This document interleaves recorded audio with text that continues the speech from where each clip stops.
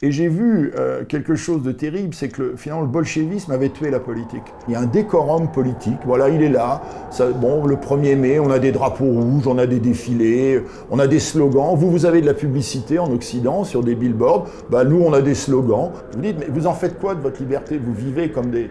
Enfin, comme disait Nietzsche, hein, vous vivez comme des porcs. Bon, on en a pour tous les genres. D'ailleurs, vous avez vu 20 films en compétition cette année, 2022, 10 films primés. Déjà, on prend moins de risques, on prend peu de risques, et surtout de tous les genres. Vous en avez un petit peu pour tout le monde. Bon, ce qui renvoie, bon, on peut dire, à l'idéal démocratique. Un homme, une voix, enfin une femme, une voix. Donc, un homme, une femme, un goût particulier en cinéma. Donc voilà. Ou alors, on en prend un qui pense A, l'autre qui pense B, on les met ensemble, ça fait un débat, ça fait un talk show, c'est très bien. Ça occupe du temps, ça coûte pas cher aux chaînes, bien évidemment.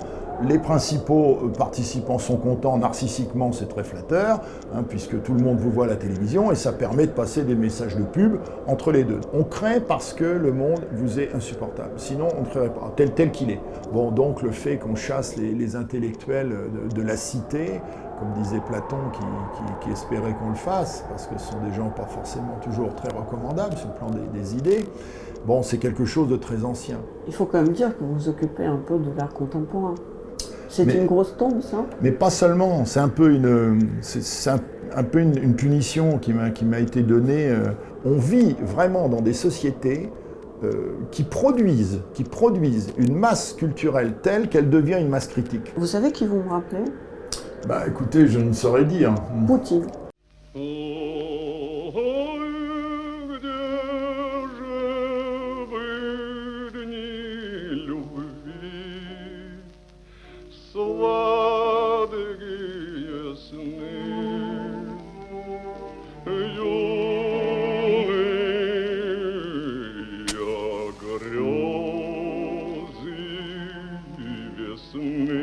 Paul Ardenne, on est à la librairie du Globe, librairie russe de Paris. Et que faites-vous dans la vie? Bah, je me demande un peu ce que je fais, oui, je sais pas. Moi, j'essaie de survivre jour après jour. Je vois pas de grand intérêt à cette existence, moi que j'ai pas demandé. Donc voilà, j'ai été jeté dedans. Dieu merci, j'ai des gens qui m'aident dans ma famille, mes amis, à donner un peu de sens à tout ça. Mais si ce n'était que moi, je n'y trouve aucun sens. Voilà. Paul Ardenne, un historien habituellement associé à l'art contemporain et commissaire d'exposition. Moi, je me considère un peu comme un animal. Je vois les animaux, je me dis, ils ont sans doute plus de chance que les humains, dans la mesure où eux, ils n'ont rien à inventer, ils n'ont pas à créer une vie. Bon, ils doivent lutter très fortement, évidemment, pour survivre, pour se nourrir.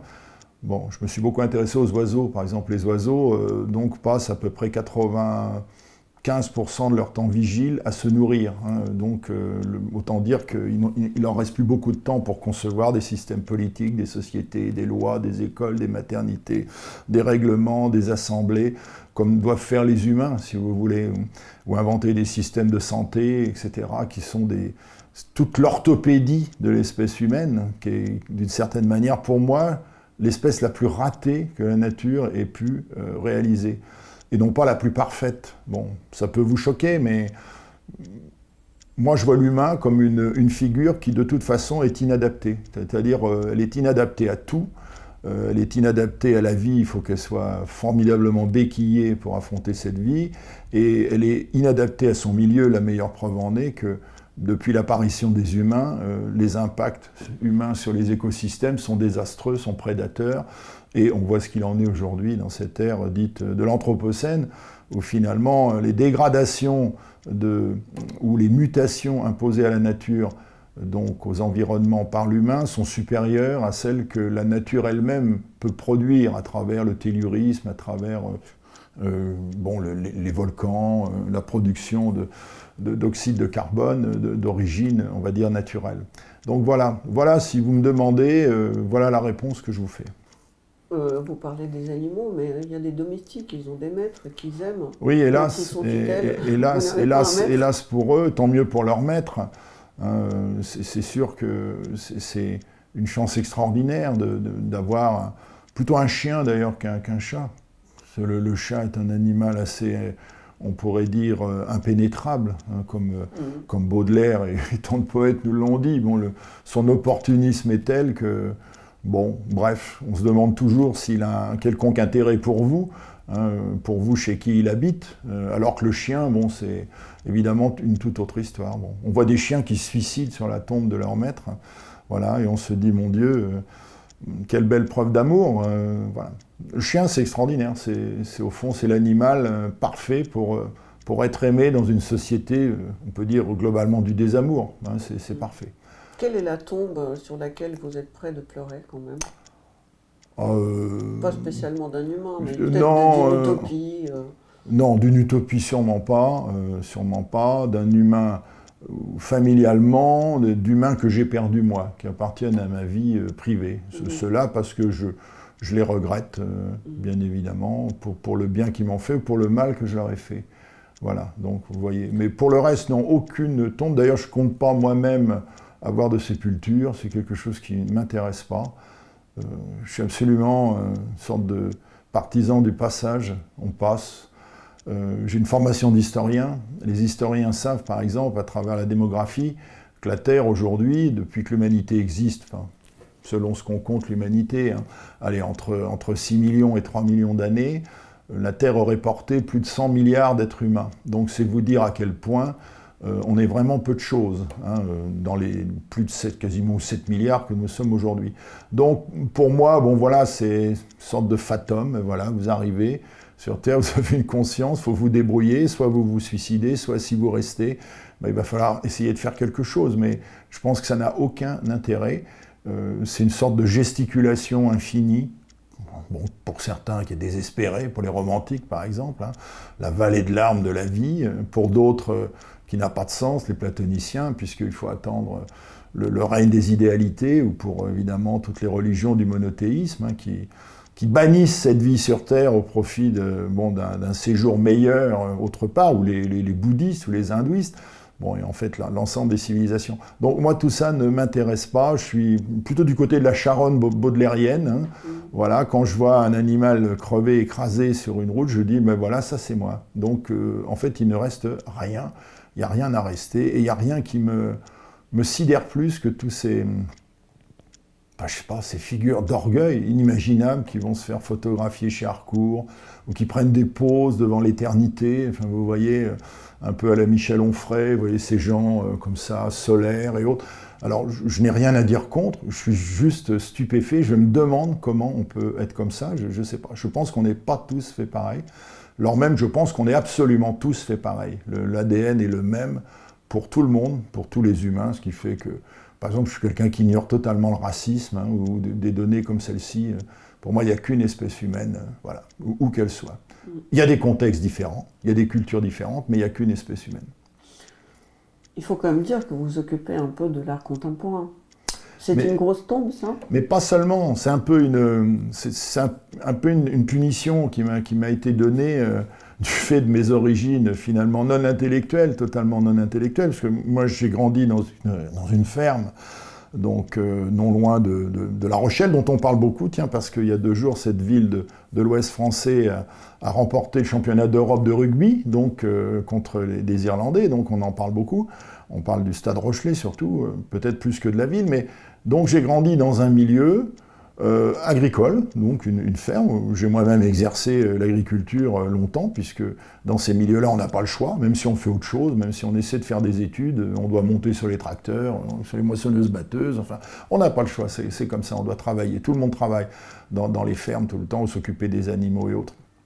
Et donc ma punition, ça a été que, venant de ce milieu-là, j'avais aucune attache, bien sûr, avec le monde intellectuel, et moi, j'écrivais des romans très tôt, je ne sais pas pourquoi, c'est une sorte de bizarrerie, je pense, une sorte de dérivation biologique pour moi inexplicable, mais à un moment donné, j'ai eu le désir d'écrire des livres. Je suis fasciné, quand j'étais enfant, j'achetais ce qu'on appelle des manifolds, c'est-à-dire des éléments comme des gros cahiers de papier qui ressemblent à des livres. Il n'y avait rien dedans, mais je mettais des titres tout le temps, et puis je me disais, je vais écrire ce livre. En fait, j'avais rien à dire, absolument, je n'écrivais rien, mais j'avais cette idée.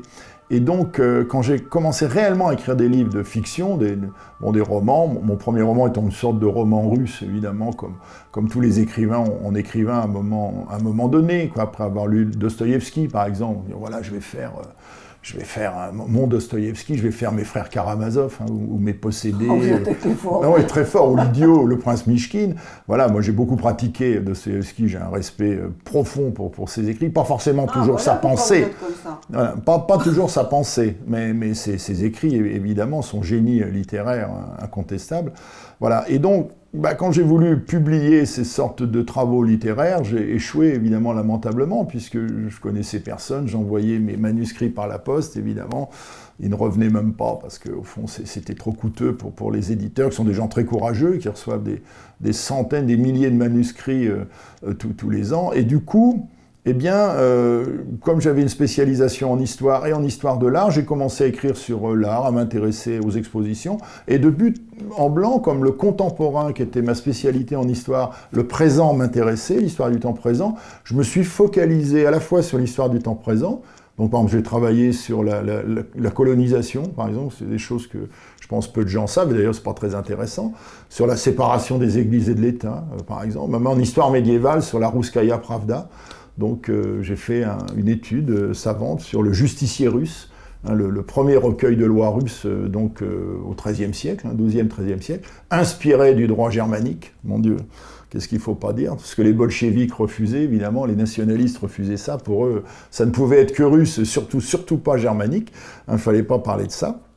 Voilà, et donc dans le champ de l'art, en même temps que je travaillais en art contemporain, en histoire contemporaine, je travaillais sur l'art de mon temps, quoi. J'essayais de le comprendre, j'y comprenais rien en fait. Je dis toujours cette phrase de Barthes, Roland Barthes, qui dit « Je suis à l'écoute de ce dont je suis exclu ». Et moi, c'est pareil, c'était un art, je ne comprenais rien. J'écoutais ma grand-mère qui disait, elle regardait un Picasso, elle disait « Mais pourquoi il a les yeux au milieu des pieds ?»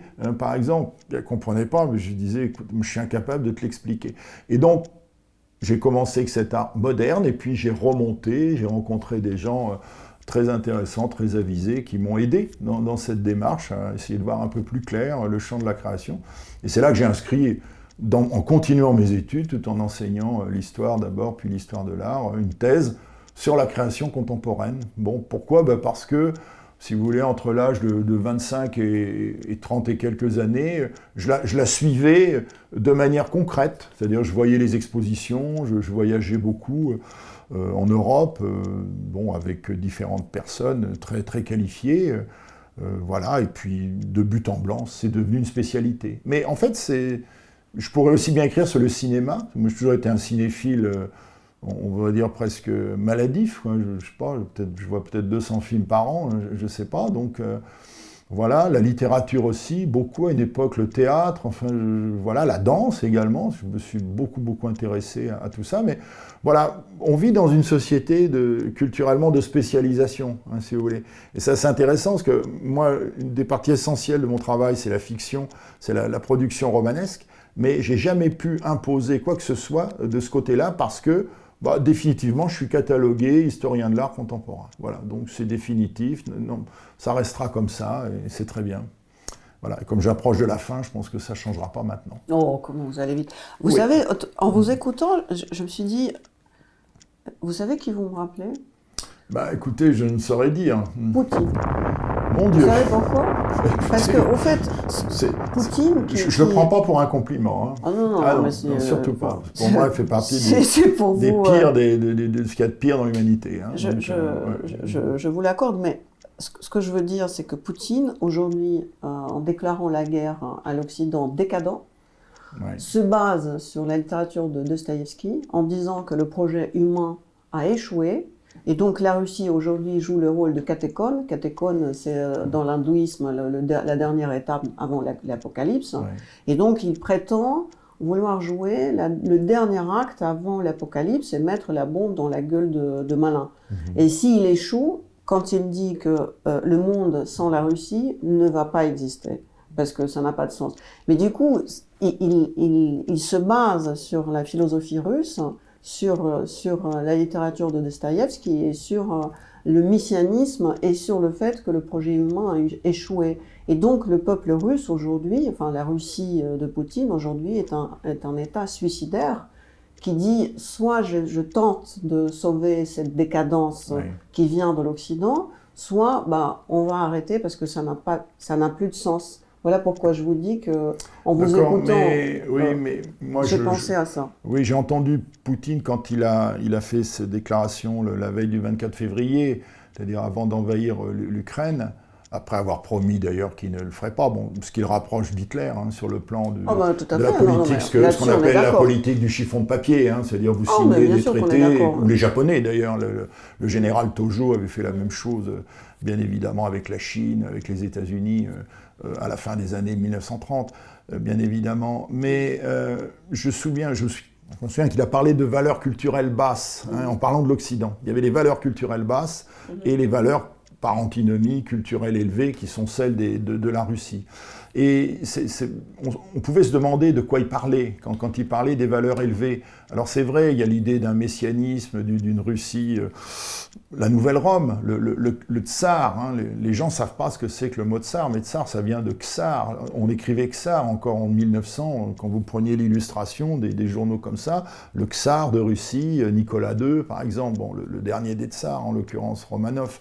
Et c'est le César, c'était la nouvelle Rome, après l'effondrement de Constantinople en 1453, quand Constantinople est prise par les Turcs, eh bien, toute la question du monde orthodoxe se pose, c'est-à-dire, voilà, tout ce monde orthodoxe qui occupe une grande partie des Balkans, jusqu'à la Pologne, bon, qui, elle, était redevenue très, très puissamment catholique avec les jésuites, enfin avec Pierre Canisius, etc., se pose, et donc la Russie se présente comme l'État, en quelque sorte, qui récupère le grand lex de l'orthodoxie chrétienne, donc, et qui se présente dorénavant comme défenseur de ces valeurs-là. Mais bon, entre-temps, il y a eu le communisme, bien évidemment, avec l'athéisme.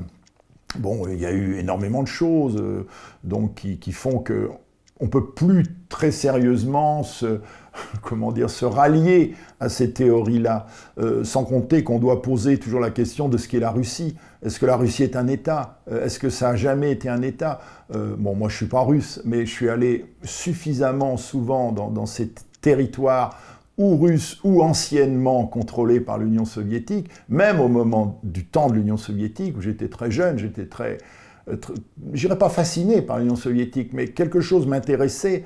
Bon, c'était la possibilité d'une réalisation de l'utopie humaniste, c'est-à-dire de dire créer une société humaine, à chacun selon ses besoins et non pas à chacun selon ses moyens, même si moi je suis venu tardivement, dans les années 1980, à un moment où le mal était fait, c'est-à-dire que bon, Staline était passé par là, même les bolcheviks du temps déjà de Lénine, bon, qui avait une attitude très, très dictatoriale, déjà le mal était fait et il était d'autant plus repéré que bien des gens avaient écrit sur, évidemment, l'horreur du soviétisme au quotidien, bon, même des occidentaux, des gens comme André Gide, le retour du RSS, etc. Et puis tous les grands spécialistes de la soviétologie comme François Fechto ou d'autres, bon, il y avait eu, évidemment, les Berlin en 53, il y avait Budapest en 56, Prague en 68, et puis nous, en France, on avait un parti communiste français qui était très attaché, qui était resté très longtemps très stalinien,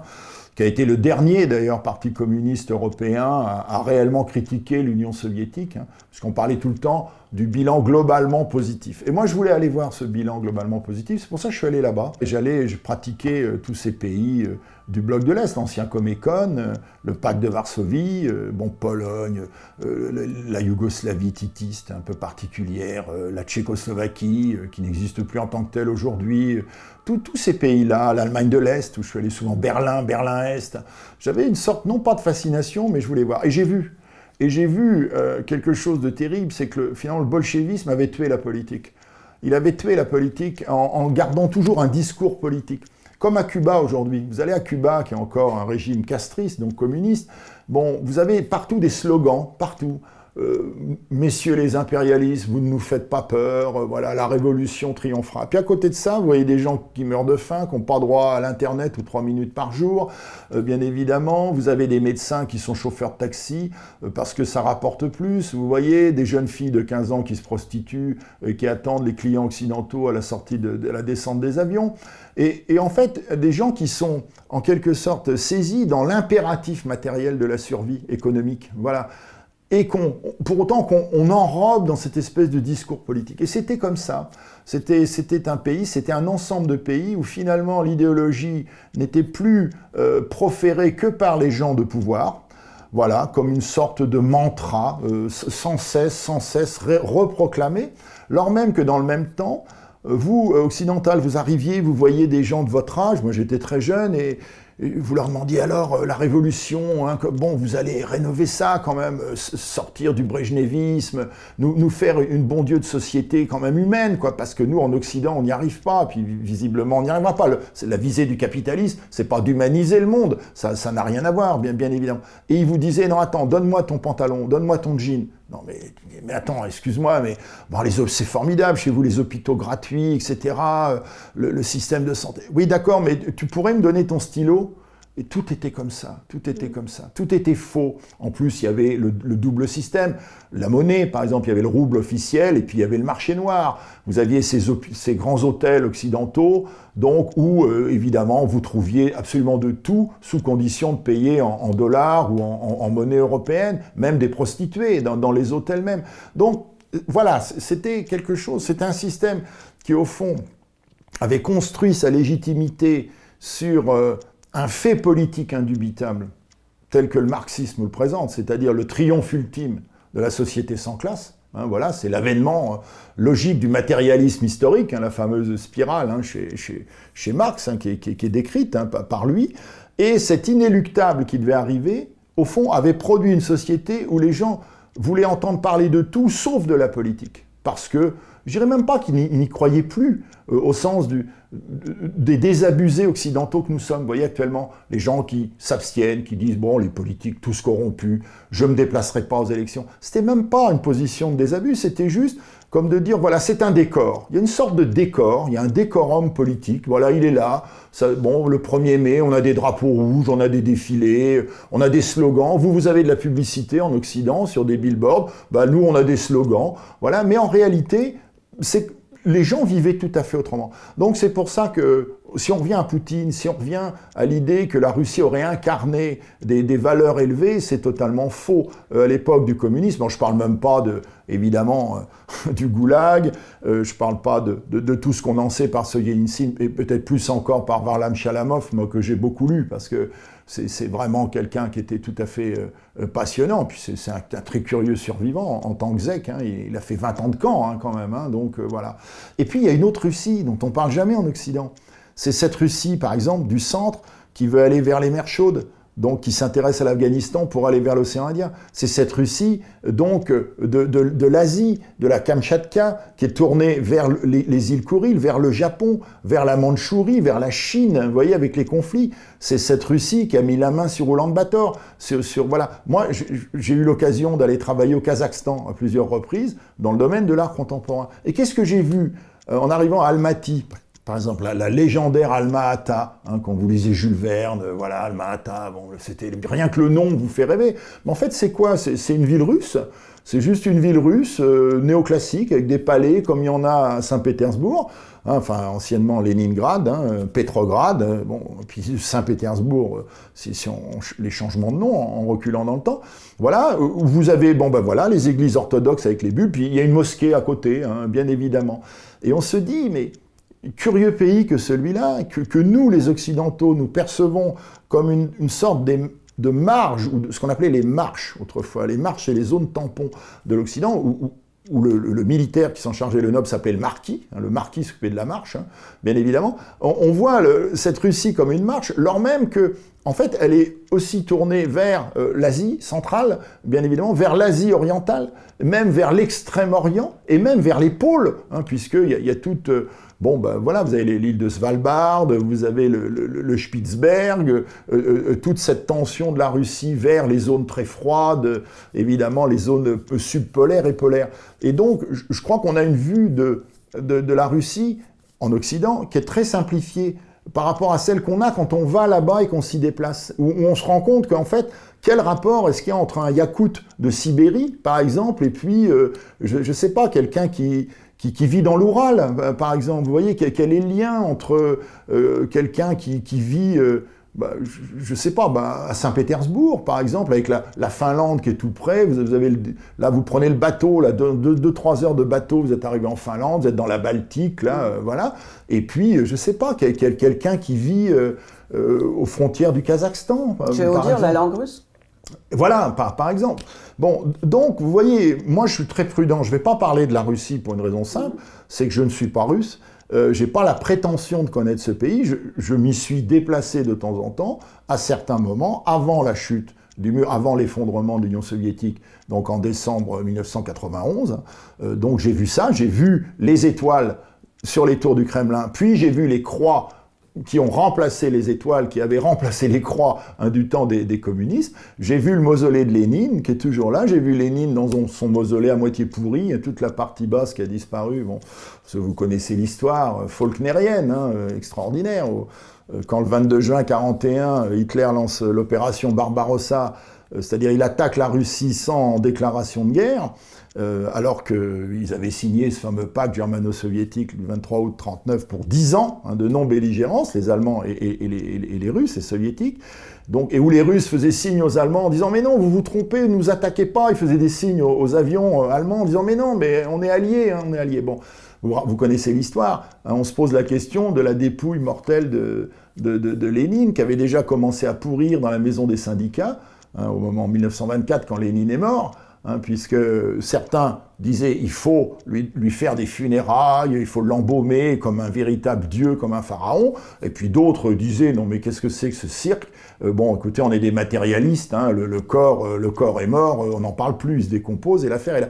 Et le temps que duraient ces discussions, le corps de Lénine pourrissait, c'est la raison pour laquelle vous avez vu dans le mausolée, on ne peut pas voir le bas du corps. Et puis ça a recommencé parce que quand les Allemands, tout d'un coup, ont approché à très grande vitesse, donc durant l'été 1941, de Moscou, eh bien, on s'est posé la question de tout déménager vers l'Est. Et là, il y a cette fameuse histoire du cadavre de Lénine qui est emporté comme ça, au loin, en Sibérie, comme dans ce roman de Faulkner qui s'appelle As I Lay Dying, tandis que j'agonise, où justement quelqu'un doit transporter un cadavre d'un point à un autre, le problème étant que le cadavre pourrit, quoi, vous voyez. Donc, quelque chose d'assez invraisemblable. Donc, j'ai vu beaucoup de choses de la Russie, mais je ne connais pas la Russie. Et je la connais encore moins depuis que j'y ai vu beaucoup de choses. Voilà. Alors, on va... Pays très complexe. Oui, très complexe. Comme tout autre pays. Vous avez dit que le bolchevisme a tué le politique. Je vous l'accorde, les Russes, c'est une nation, en fait c'est un pays féodal et la politique n'existe plus. Enfin, effectivement, c'est comme un théâtre, c'est comme une punition et on fait semblant d'y aller sans vraiment y croire. Mais il y avait une notion de dissidence dans ce pays. Et cette dissidence était concentrée dans l'art qui était soit l'art théâtral, soit l'art plastique. Alors, permettez-moi de vous faire une suggestion, c'est que dans le monde occidental que j'ai découvert, comme vous avez découvert la Russie, moi j'ai découvert... Enfin, vous avez mieux découvert l'Occident, parce que vous y vivez, que moi je n'ai découvert la Russie. J'y vis, mais je suis toujours à la marge de la société française. J'ai toujours pas réussi à devenir française. Même si ne désespérez pas. Oui. Et alors, ça sera long. Et alors, j'ai l'impression que la politique n'existe pas en France non plus, même si c'est un sport national, mais pour exactement cette raison que c'est le sport. Ou alors c'est parce que ce que l'Occident a amené à la Russie, je le dis souvent avec mes autres invités, c'est les magazines porno et la littérature de bas niveau, ou des films de troisième ordre, ou alors la pub. Parce que la pub, c'était quelque chose qu'on a découvert en même temps que les produits que cette pub nous faisait découvrir. Du coup, ce qui s'est passé, c'est que, par exemple, en Union soviétique, la femme était un homme comme un autre, et avec la pub et les produits de ménagères, on a fait une poupée. On a fait une ménagère d'une femme libre parce que on lui a expliqué qu'elle doit passer sa vie à astiquer avec les produits que l'Occident nous propose. Donc, une femme qui autrefois s'occupait de l'éducation de ses enfants est devenue une espèce d'une femme de ménage qui teste des produits chimiques bas de gamme, haut de gamme, américains, hollandais ou français. Et de la même façon, je trouve que la politique en Occident est devenue un produit des publicitaires. Et quand on voit Jacques Séguéla qui fait des hommes politiques rien de plus qu'une lessive, je pense que la politique n'existe pas non plus en Occident. Et du coup, comme il n'y a pas du vide dans le monde, cette politique doit déménager ailleurs. Et c'est là où je voudrais revenir à l'art contemporain. Est-ce que vous ne pensez pas que l'art contemporain se doit de se réapproprier à la dissidence et la politique, puisque les hommes politiques sont des lessives? Alors, moi, je ne suis pas du tout d'accord avec vous sur le fait qu'il n'y a pas de politique. D'abord, il y en a une en Russie aussi. Bon, j'ai dit, ils ont tué la politique. On va dire, ils ont tué le désir de la politique en décourageant la possibilité d'un changement. La politique en Russie a existé 3 ans, de 90 à 93, quand on a falsifié l'élection de Yeltsin.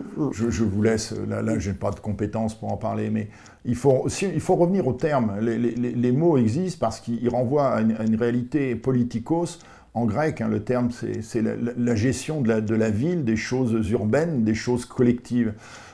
Y compris la gestion administrative, même bureaucratique, bien évidemment, sachant que dans toute société, il y a des acteurs. Bon, rien ne se fait sans ces acteurs que sont justement les politiciens, mais aussi les gens qui travaillent pour eux, avec eux, et les administrateurs, le peuple aussi. Donc, non, l'Occident, ce n'est pas la mort de la politique.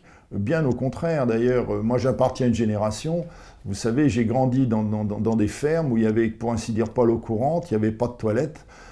Donc il n'y avait pas de chauffage, quasiment, on dormait avec des bouillottes, et je ne suis pas si vieux que ça, si vous voulez. Et je vois qu'aujourd'hui, n'importe quel Français, même le plus pauvre, ou quasiment, a plus de confort là où il habite que Louis XIV n'en avait au château de Versailles. C'est-à-dire qu'il a de l'eau courante, il a des toilettes, il a du chauffage, il a même le téléphone, il peut communiquer, etc. Bon, qu'est-ce que je veux dire par là? C'est que la société n'a pas changé par hasard et toute seule, si vous voulez. Elle n'a pas changé sans volonté, elle n'a pas changé sans que des gens s'attachent à la faire changer. Et ces gens-là sont les politiques, sont aussi les administrateurs, bien évidemment le peuple, la volonté populaire.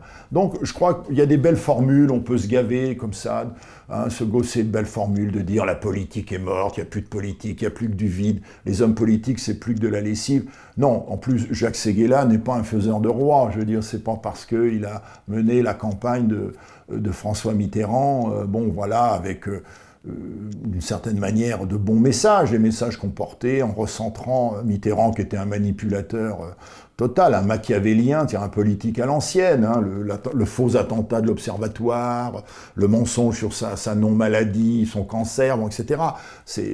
Mitterrand a été fait par Séguéla, je dirais, à la mesure de ce qu'il était. Séguéla a inventé un Mitterrand du terroir, de la France regroupée autour de la petite église, vous voyez la France organique. Bon, tout ça est une plaisanterie, certes un peu sinistre, mais ça a marché, parce que la publicité, parfois, ça marche.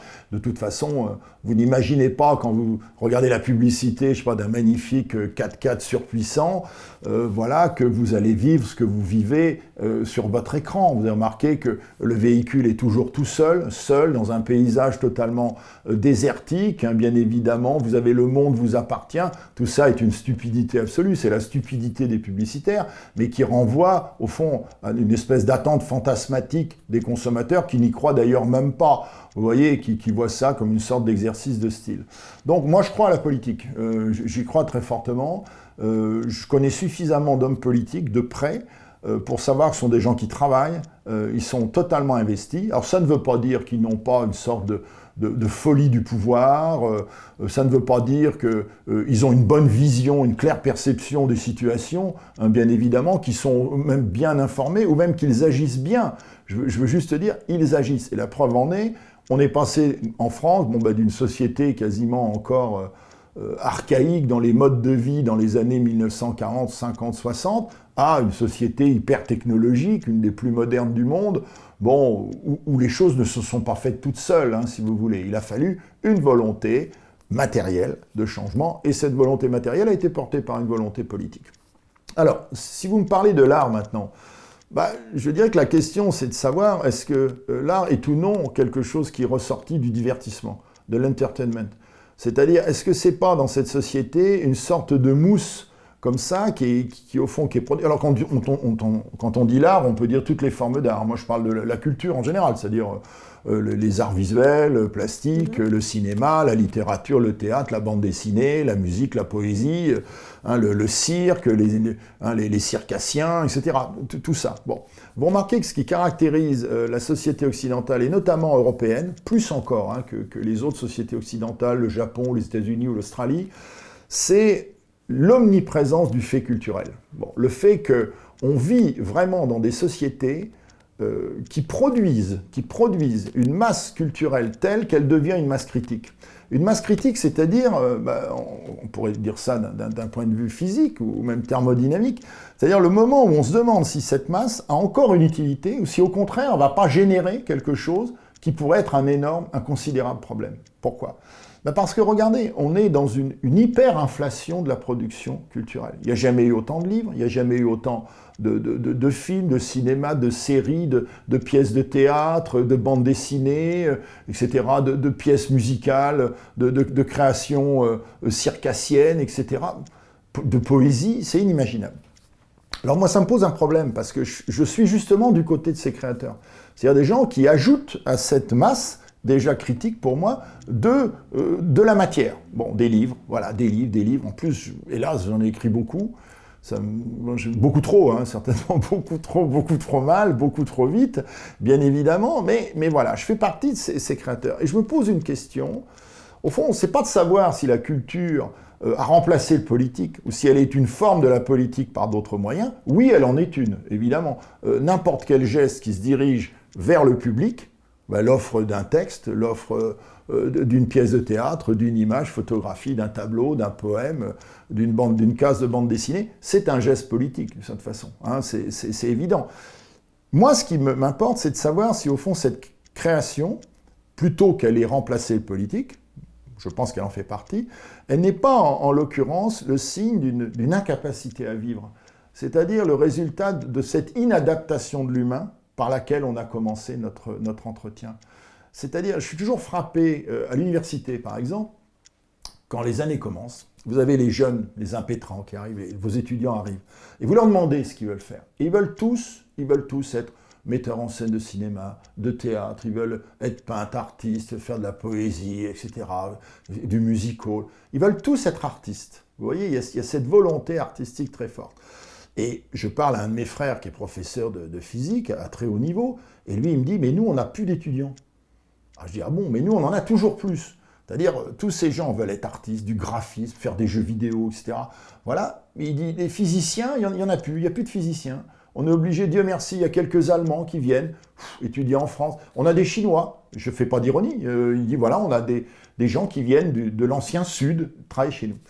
Et donc, ça renvoie à quoi? Ça renvoie à l'idée que, pour un grand nombre de gens et de jeunes, le monde dans lequel ils vivent n'est pas acceptable tel quel. Pas acceptable politiquement, sans doute, pas acceptable matériellement, c'est un monde occidental est très inégal, l'inégalité s'est accrue avec le néolibéralisme, bien évidemment. Bon, vous savez, c'est une société matériellement très violente, bien sûr, on parle de société du mépris, société du dédain, on emploie beaucoup de choses comme ça, et c'est vrai, c'est un peu ça. Mais ces jeunes aussi ne sont pas satisfaits par ce qu'on pourrait dire l'étang donné culturel qu'ils rencontrent. La preuve, c'est qu'ils veulent y ajouter quelque chose. Ils veulent ajouter un poème, ils veulent ajouter une image, ils veulent ajouter un tableau, ils veulent ajouter un roman, un film, vous voyez, une bande dessinée, un nouveau jeu vidéo avec une autre esthétique. Donc ça tendrait à prouver que la maladie de l'Occident, si l'Occident a une maladie, c'est pas sa crise de développement, c'est pas ces cycles parfois un peu chaotiques qui peuvent engendrer des crises économiques, les cycles de Kondratiev, oui, on étudie ça quand on fait de l'histoire économique, bon, après Pierre Léon et d'autres, voilà, vous avez toute l'histoire de ce qu'on appelle l'économétrie. Très bien, ce ne serait pas ça le problème, ce serait un problème mental. C'est-à-dire que cette société produirait au fond une culture qui est une culture fondamentalement de l'inadaptation. C'est-à-dire à laquelle on ne peut pas s'adapter. La meilleure preuve en est, c'est qu'il faut sans arrêt la réenrichir, la modifier, ou faire croire qu'on la modifie. hein, à travers cette intensité de la production culturelle en tout genre, qui évidemment trouve un écho dans les médias. Il y a énormément de médias qui parlent de culture, hein, en France, hein, même les médias d'information, mais finalement, sans jamais de point de vue, on pourrait dire, analytique profond. Voilà, regardez le Festival de Cannes, bon, cette immense, cette grosse machinerie médiatique, mondaine, bon, essentiellement stupide, hein, je crois qu'il faut quand même dire les choses. Bon, pourquoi stupide ? C'est pas insulter tous les cinéastes qui vont là, bien évidemment, mais c'est constater que quand vous regardez les sélections officielles, on n'a essentiellement que des produits cinématographiques. Bon, on en a pour tous les genres. D'ailleurs, vous avez vu 20 films en compétition cette année, 2022, 10 films primés. Déjà, on prend moins de risques, on prend peu de risques, et surtout de tous les genres. Vous en avez un petit peu pour tout le monde. Bon, ce qui renvoie, bon, on peut dire, à l'idéal démocratique, un homme, une voix, enfin une femme, une voix, donc un homme, une femme, un goût particulier en cinéma. Donc voilà.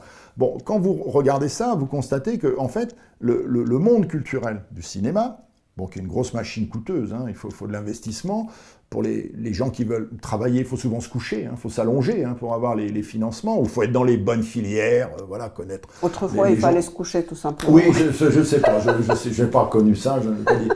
Sans vouloir être caustique ou désespéré ou autre, c'est juste constater qu'en fait, on a ici une donnée qui est celle de la marchandise, dont Marc justement parlait. Ces films sont devenus des marchandises, sont devenus des produits, si vous voulez. Alors, attention, ça peut être de très bons produits. Ils peuvent susciter des prises de conscience, c'est l'important. Ils peuvent même changer la vie de quelqu'un. Je ne sais pas, comme un film comme Le Grand Bleu de Luc Besson, d'ailleurs, qui a été conchié par tous les intellectuels, même Télérama, qui avait battu des records. Hein. C'est un film générationnel que des millions de jeunes ont vu, version normale, version rallongée de 40 minutes. Il y a des gens qui ont changé leur vie pour ça, qui se sont mis à faire de l'apnée, qui sont retournés à la mer comme des poissons. Et dans Télérama, il y avait le canon. Vous voyez, le canon, ça veut dire surtout, c'est le film le plus nul qu'on puisse imaginer. Bon, c'est dire le mépris de certains intellectuels ou de journalistes prétendument intellectuels pour ce type de produit. Lors même que, en fait, ils ne font souvent que sacraliser le même type de produit, tout le temps. Hein, voilà, bon. Donc, il ne s'agit pas de tirer comme ça, à bout portant, sur une profession qui est très estimable, qui prend beaucoup de risques, qui est la profession journalistique. Il faut juste pointer que dans cette profession-là, eh bien, il y a des gens qui font leur travail, peu nombreux, et il y en a beaucoup qui ne font pas leur travail. Ils se contentent de recycler ou l'air du temps, ou les dépêches d'agence, etc. Bon, comme n'importe qui pourrait le faire, bien évidemment. Bon. Alors, si j'en reviens à la culture, à l'art, si vous voulez, dans sa composante la plus large, eh bien, on voit que sa prodigalité aujourd'hui, sa richesse, vient du fait qu'il est fondamentalement insatisfaisant. C'est-à-dire qu'il est fondamentalement inapte à produire une image du monde, pour les spectateurs, pour les lecteurs, pour les amateurs, une image du monde qui puisse au fond être stabilisée et qui puisse faire dire à celui qui perçoit cet art, voilà en quelque sorte le monde dans lequel je vis, voilà ce qu'est ce monde, voilà l'image qui m'en est donnée et je l'ai compris. Bon, ça s'explique au fond. Quand on vivait dans des sociétés hétéronomes, comme on disait autrefois, disaient nos philosophes structuralistes, c'est-à-dire où, en fait, la loi est donnée par l'autre, et en particulier l'autre absolu qui est Dieu, à travers les textes sacrés. On peut trouver une sorte d'équilibre culturel facilement, vous voyez. Bon, par contre, quand vous êtes, comme nous aujourd'hui, dans des sociétés autonomes, fortement désacralisées, déchristianisées pour l'Occident en très large part, bon, eh bien, forcément, vous ne trouvez jamais de stabilité dans l'expression. Il n'y a pas d'expression unique, unanime, englobante, comme on dirait, moniste d'une certaine façon. Vous voyez, il y a au contraire une multitude d'expressions, bon, qui est corrélative pour moi de l'avancement et du triomphe de la société démocratique.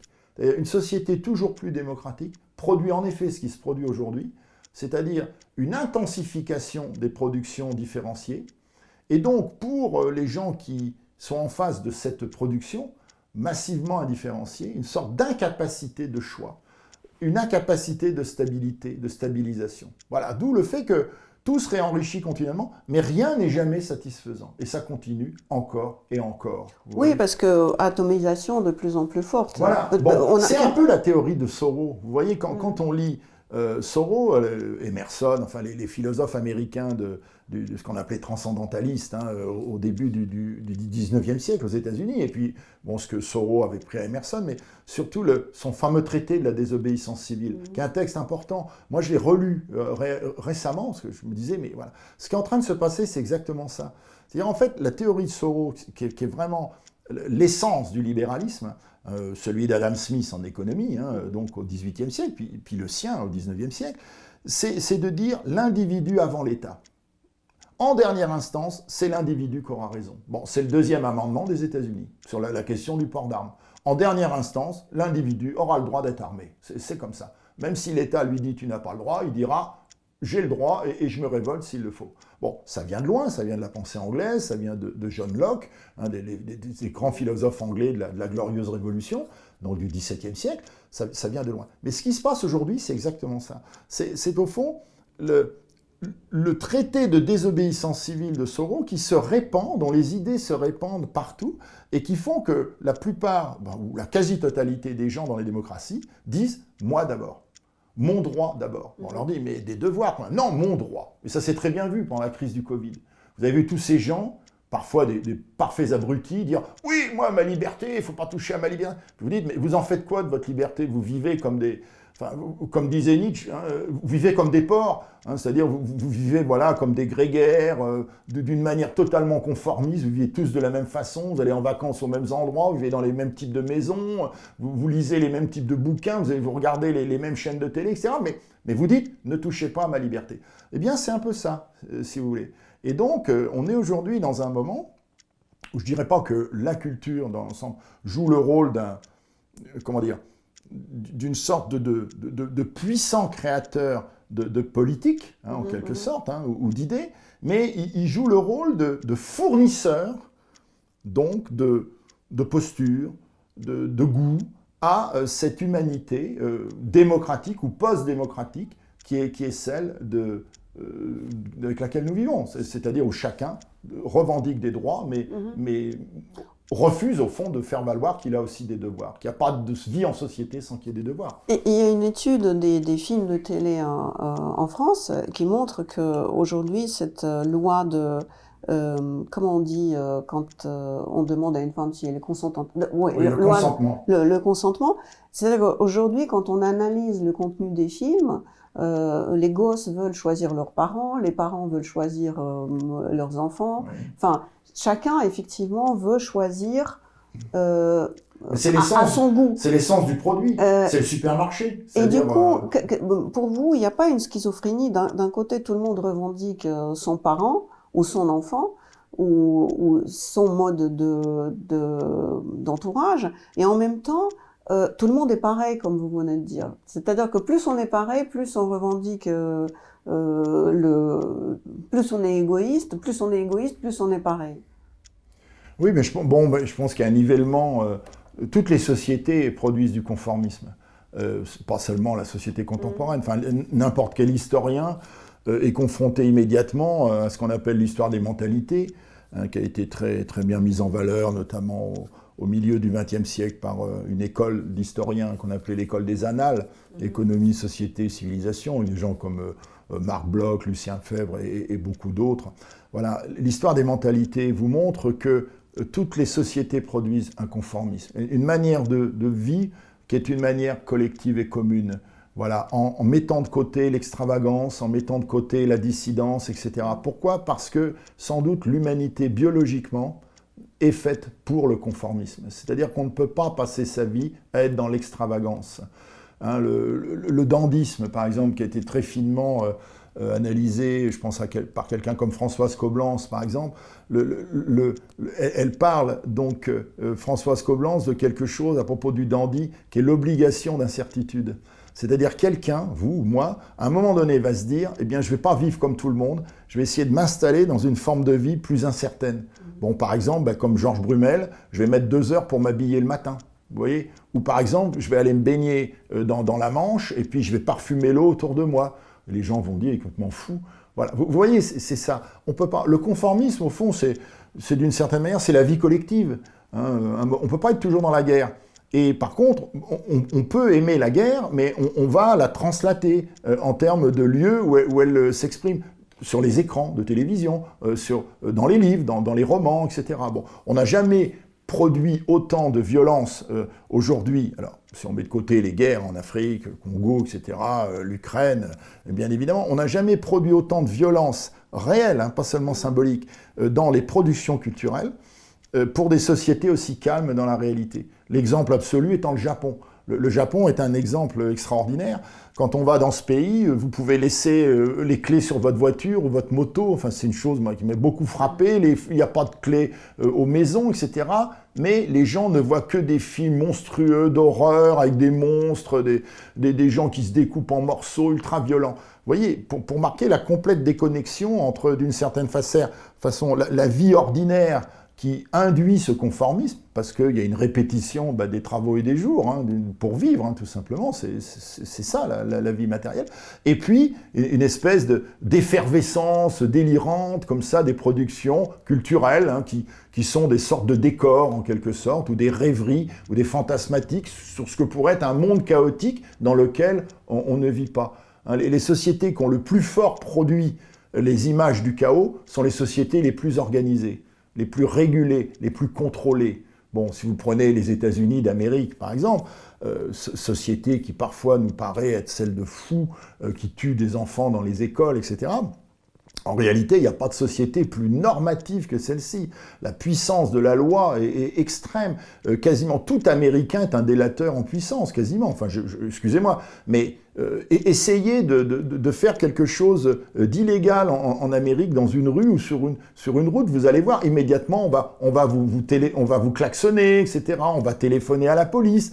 Bon, voilà, c'est pas une critique, c'est un fait. C'est-à-dire, c'est des gens qui savent, ils ont très bien compris que la loi, parfois, est problématique, mais c'est la loi. Et si la loi existe, c'est parce que, de toute façon, on ne peut pas avoir de société de paix sans qu'il y ait des lois qui protègent les individus les uns entre les autres et contre eux-mêmes, bien évidemment, même si ça nous déplaît, bien sûr. Donc rêvons le chaos, si vous voulez, rêvons la désorganisation, rêvons la fin du monde, etc. Mettons, comme des tas d'adolescents américains, donc qui passent des commandes à cette société qui s'appelle Post-Apocalyptic Papers, mettons des images dystopiques ou post-apocalyptiques dans nos chambres, etc. Alors voilà, vous dormez dans une chambre bien rangée, bien époustée, en tant que petit bourgeois planétaire américain, et puis vous avez des images, où on voit San Francisco complètement décomposé après une explosion atomique, le Golden Gate Bridge, voilà.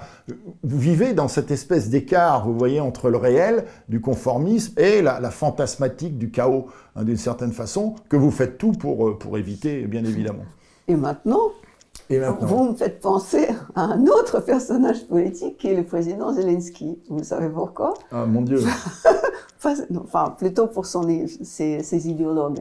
Parce qu'ils ont une théorie que après la Première Guerre mondiale, on est rentré dans une époque du moderne.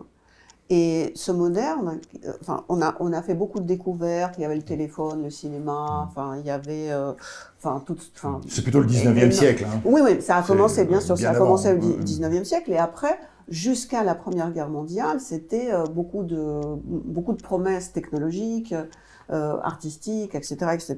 Et après, il s'est passé le moment où ces gens cultivés et curieux, qui étaient des physiciens, qui manquent aujourd'hui dans les facultés en Europe, ces gens-là, tranquillement, ont creusé des tranchées et ont commencé à se massacrer.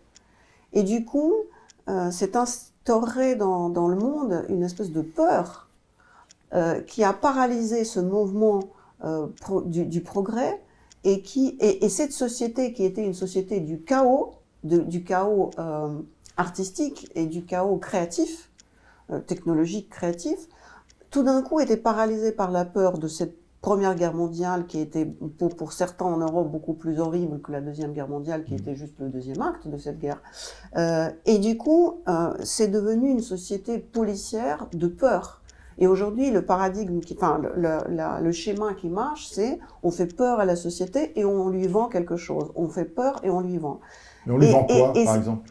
C'est moi qui vous écoute cette fois. On lui vend n'importe quoi. Pendant la Covid, on sait ce qu'on a vendu. Je ne mets pas en cause l'épidémie. Mais c'est-à-dire que la société ne veut plus être chaotique.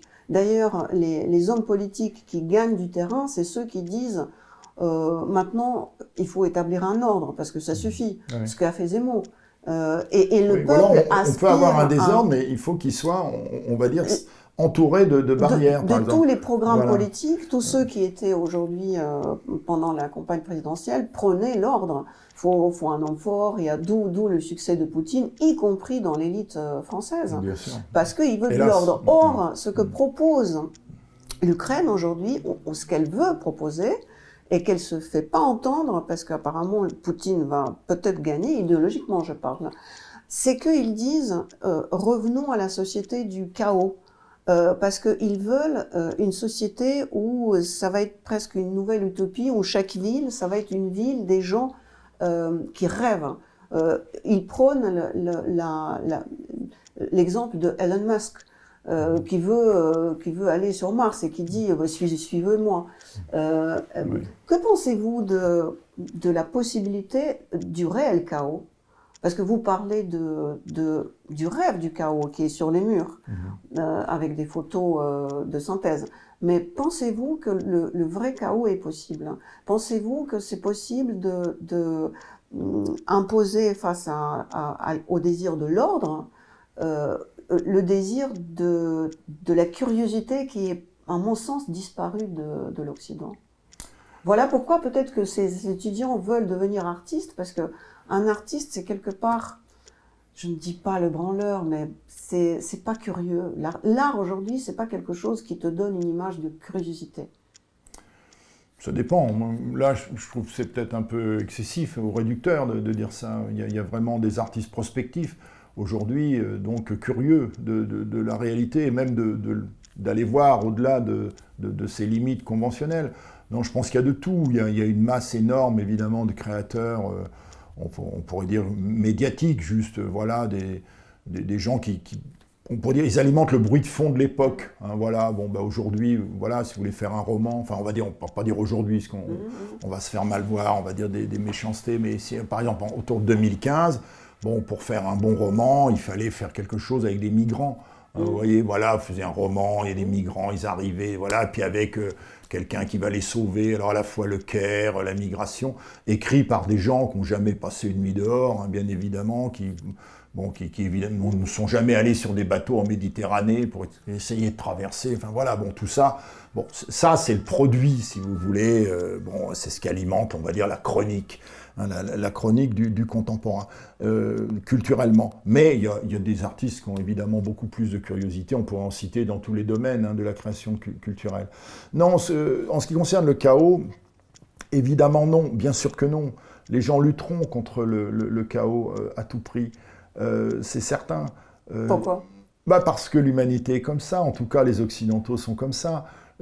Regardez aujourd'hui, promenez-vous dans n'importe quel village français, vous allez voir des jardins parfaitement rangés, des murs érigés partout, donc une espèce d'idéal de propreté, etc., qui contredit toute aspiration à un désordre réel. Attention, je ne parle pas d'un désordre fantasmatique ou un désordre voilà, qui se donne cours dans des œuvres d'art, de cinéma, etc. L'humanité n'aspire pas au chaos pour sa vie réelle, elle aspire au contraire à une sorte de régulation, de mise en ordre des choses.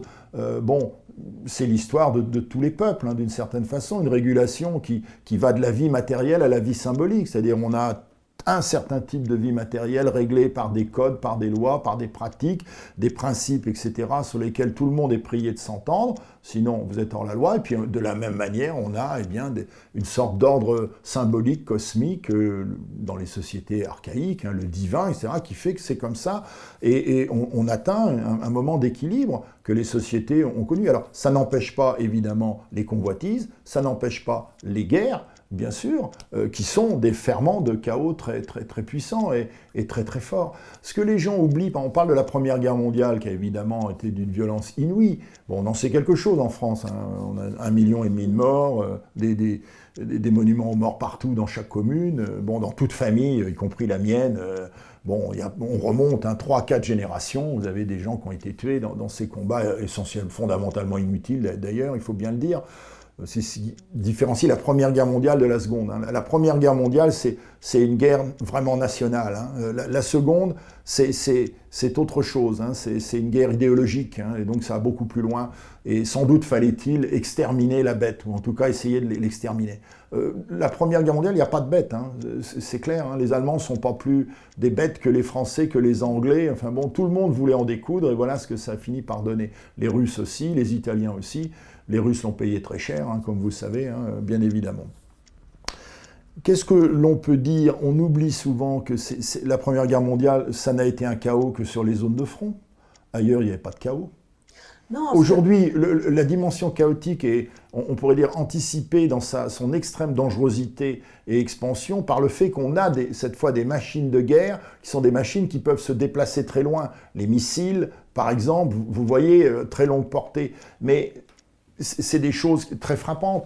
Quand vous lisez Le Diable au corps, par exemple, de Raymond Radiguet, ce roman qui a fait scandale, évidemment. Pourquoi? Parce qu'une femme parisienne, pendant que son mari est au front, qu'est-ce qu'elle fait? Elle prend un amant à Paris, parce que elle en a marre de rester comme ça, dans une sorte de constance, de sagesse sexuelle. Mais ce qui frappe le mari quand il revient du front, il dit « Mais il ne se passe rien ici.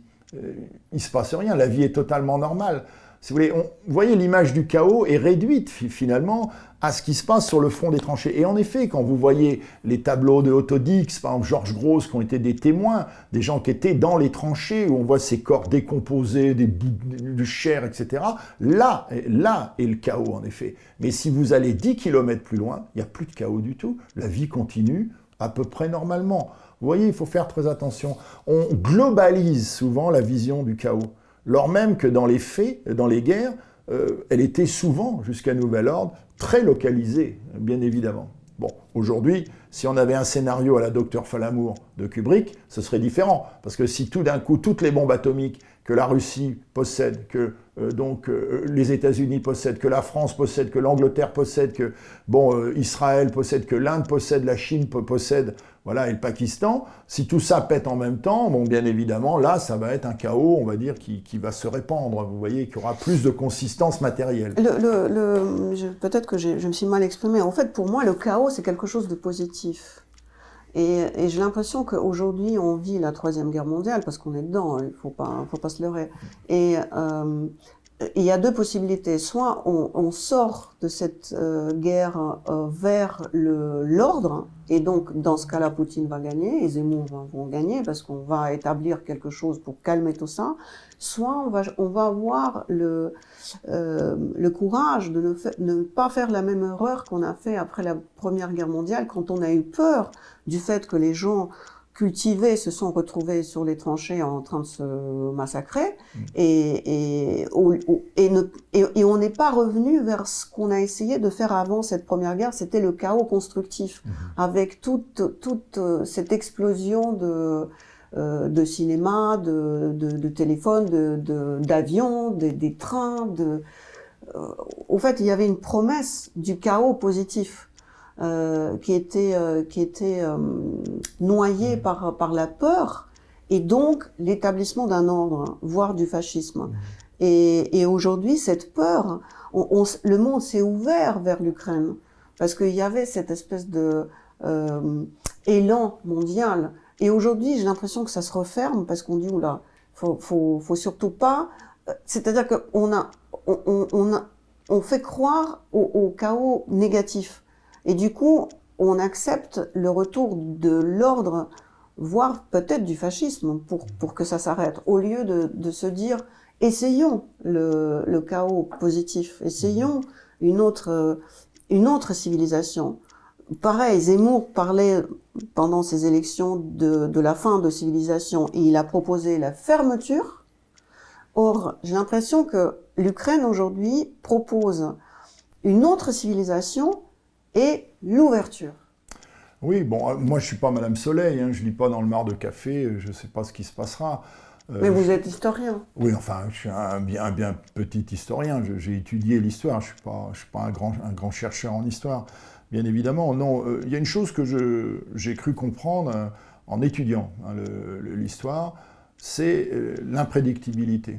C'est-à-dire l'erreur fondamentale des providentialistes ou des hegéliens, des marxistes, c'est-à-dire même de Condorcet. Je me suis beaucoup intéressé à quelqu'un comme Condorcet, qui a écrit cette fameuse esquisse d'une théorie des progrès humains, qui est quelque chose d'intéressant, ou même Giambattista Vico, le penseur italien, dont Condorcet s'est inspiré. C'est l'idée que, en fait, l'histoire suit une sorte de progression logique qui l'amène, bon, pour simplifier, à une sagesse définitive et à une sorte de perfection, on pourrait dire, de la réalisation humaine, ce que Hegel appelait le Geist, par exemple l'esprit, la phénoménologie de l'esprit. Bon, il y a une phénoménologie de l'esprit humain, finalement, à travers les activités des hommes, les actions à travers certains hommes providentialistes, comme Napoléon, par exemple, pour Hegel, à un moment.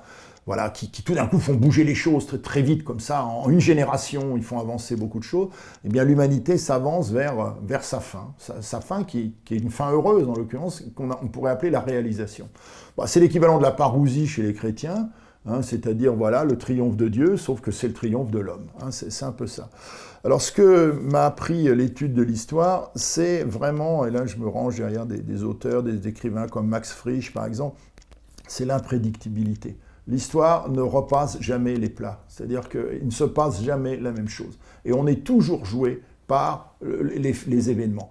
Les grands experts, nos grands experts, par exemple, ont été incapables de prévoir la crise du Covid. Par exemple, vous voyez, qui a absolument modifié pendant 3 ans tous les équilibres mondiaux. Et si on parle du monde soviétique, d'où vous venez, de la Russie soviétique, j'ai été très frappé, moi, en 1991, même un peu avant, d'abord de voir que personne n'avait prédit la chute du mur de Berlin. Et moi le premier, et je me souviens, j'étais en Pologne au moment où le mur allait tomber, j'écoutais le discours d'Egon Krenz, le dernier chancelier est-allemand, en voiture à la frontière entre l'Allemagne et la Pologne. Je me souviens, je revenais de Pologne.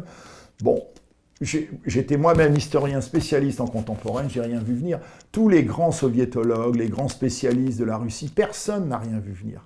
Et l'effondrement de l'Union soviétique, le 25 décembre 1991, alors là, excusez-moi, mais personne ne l'avait prévu.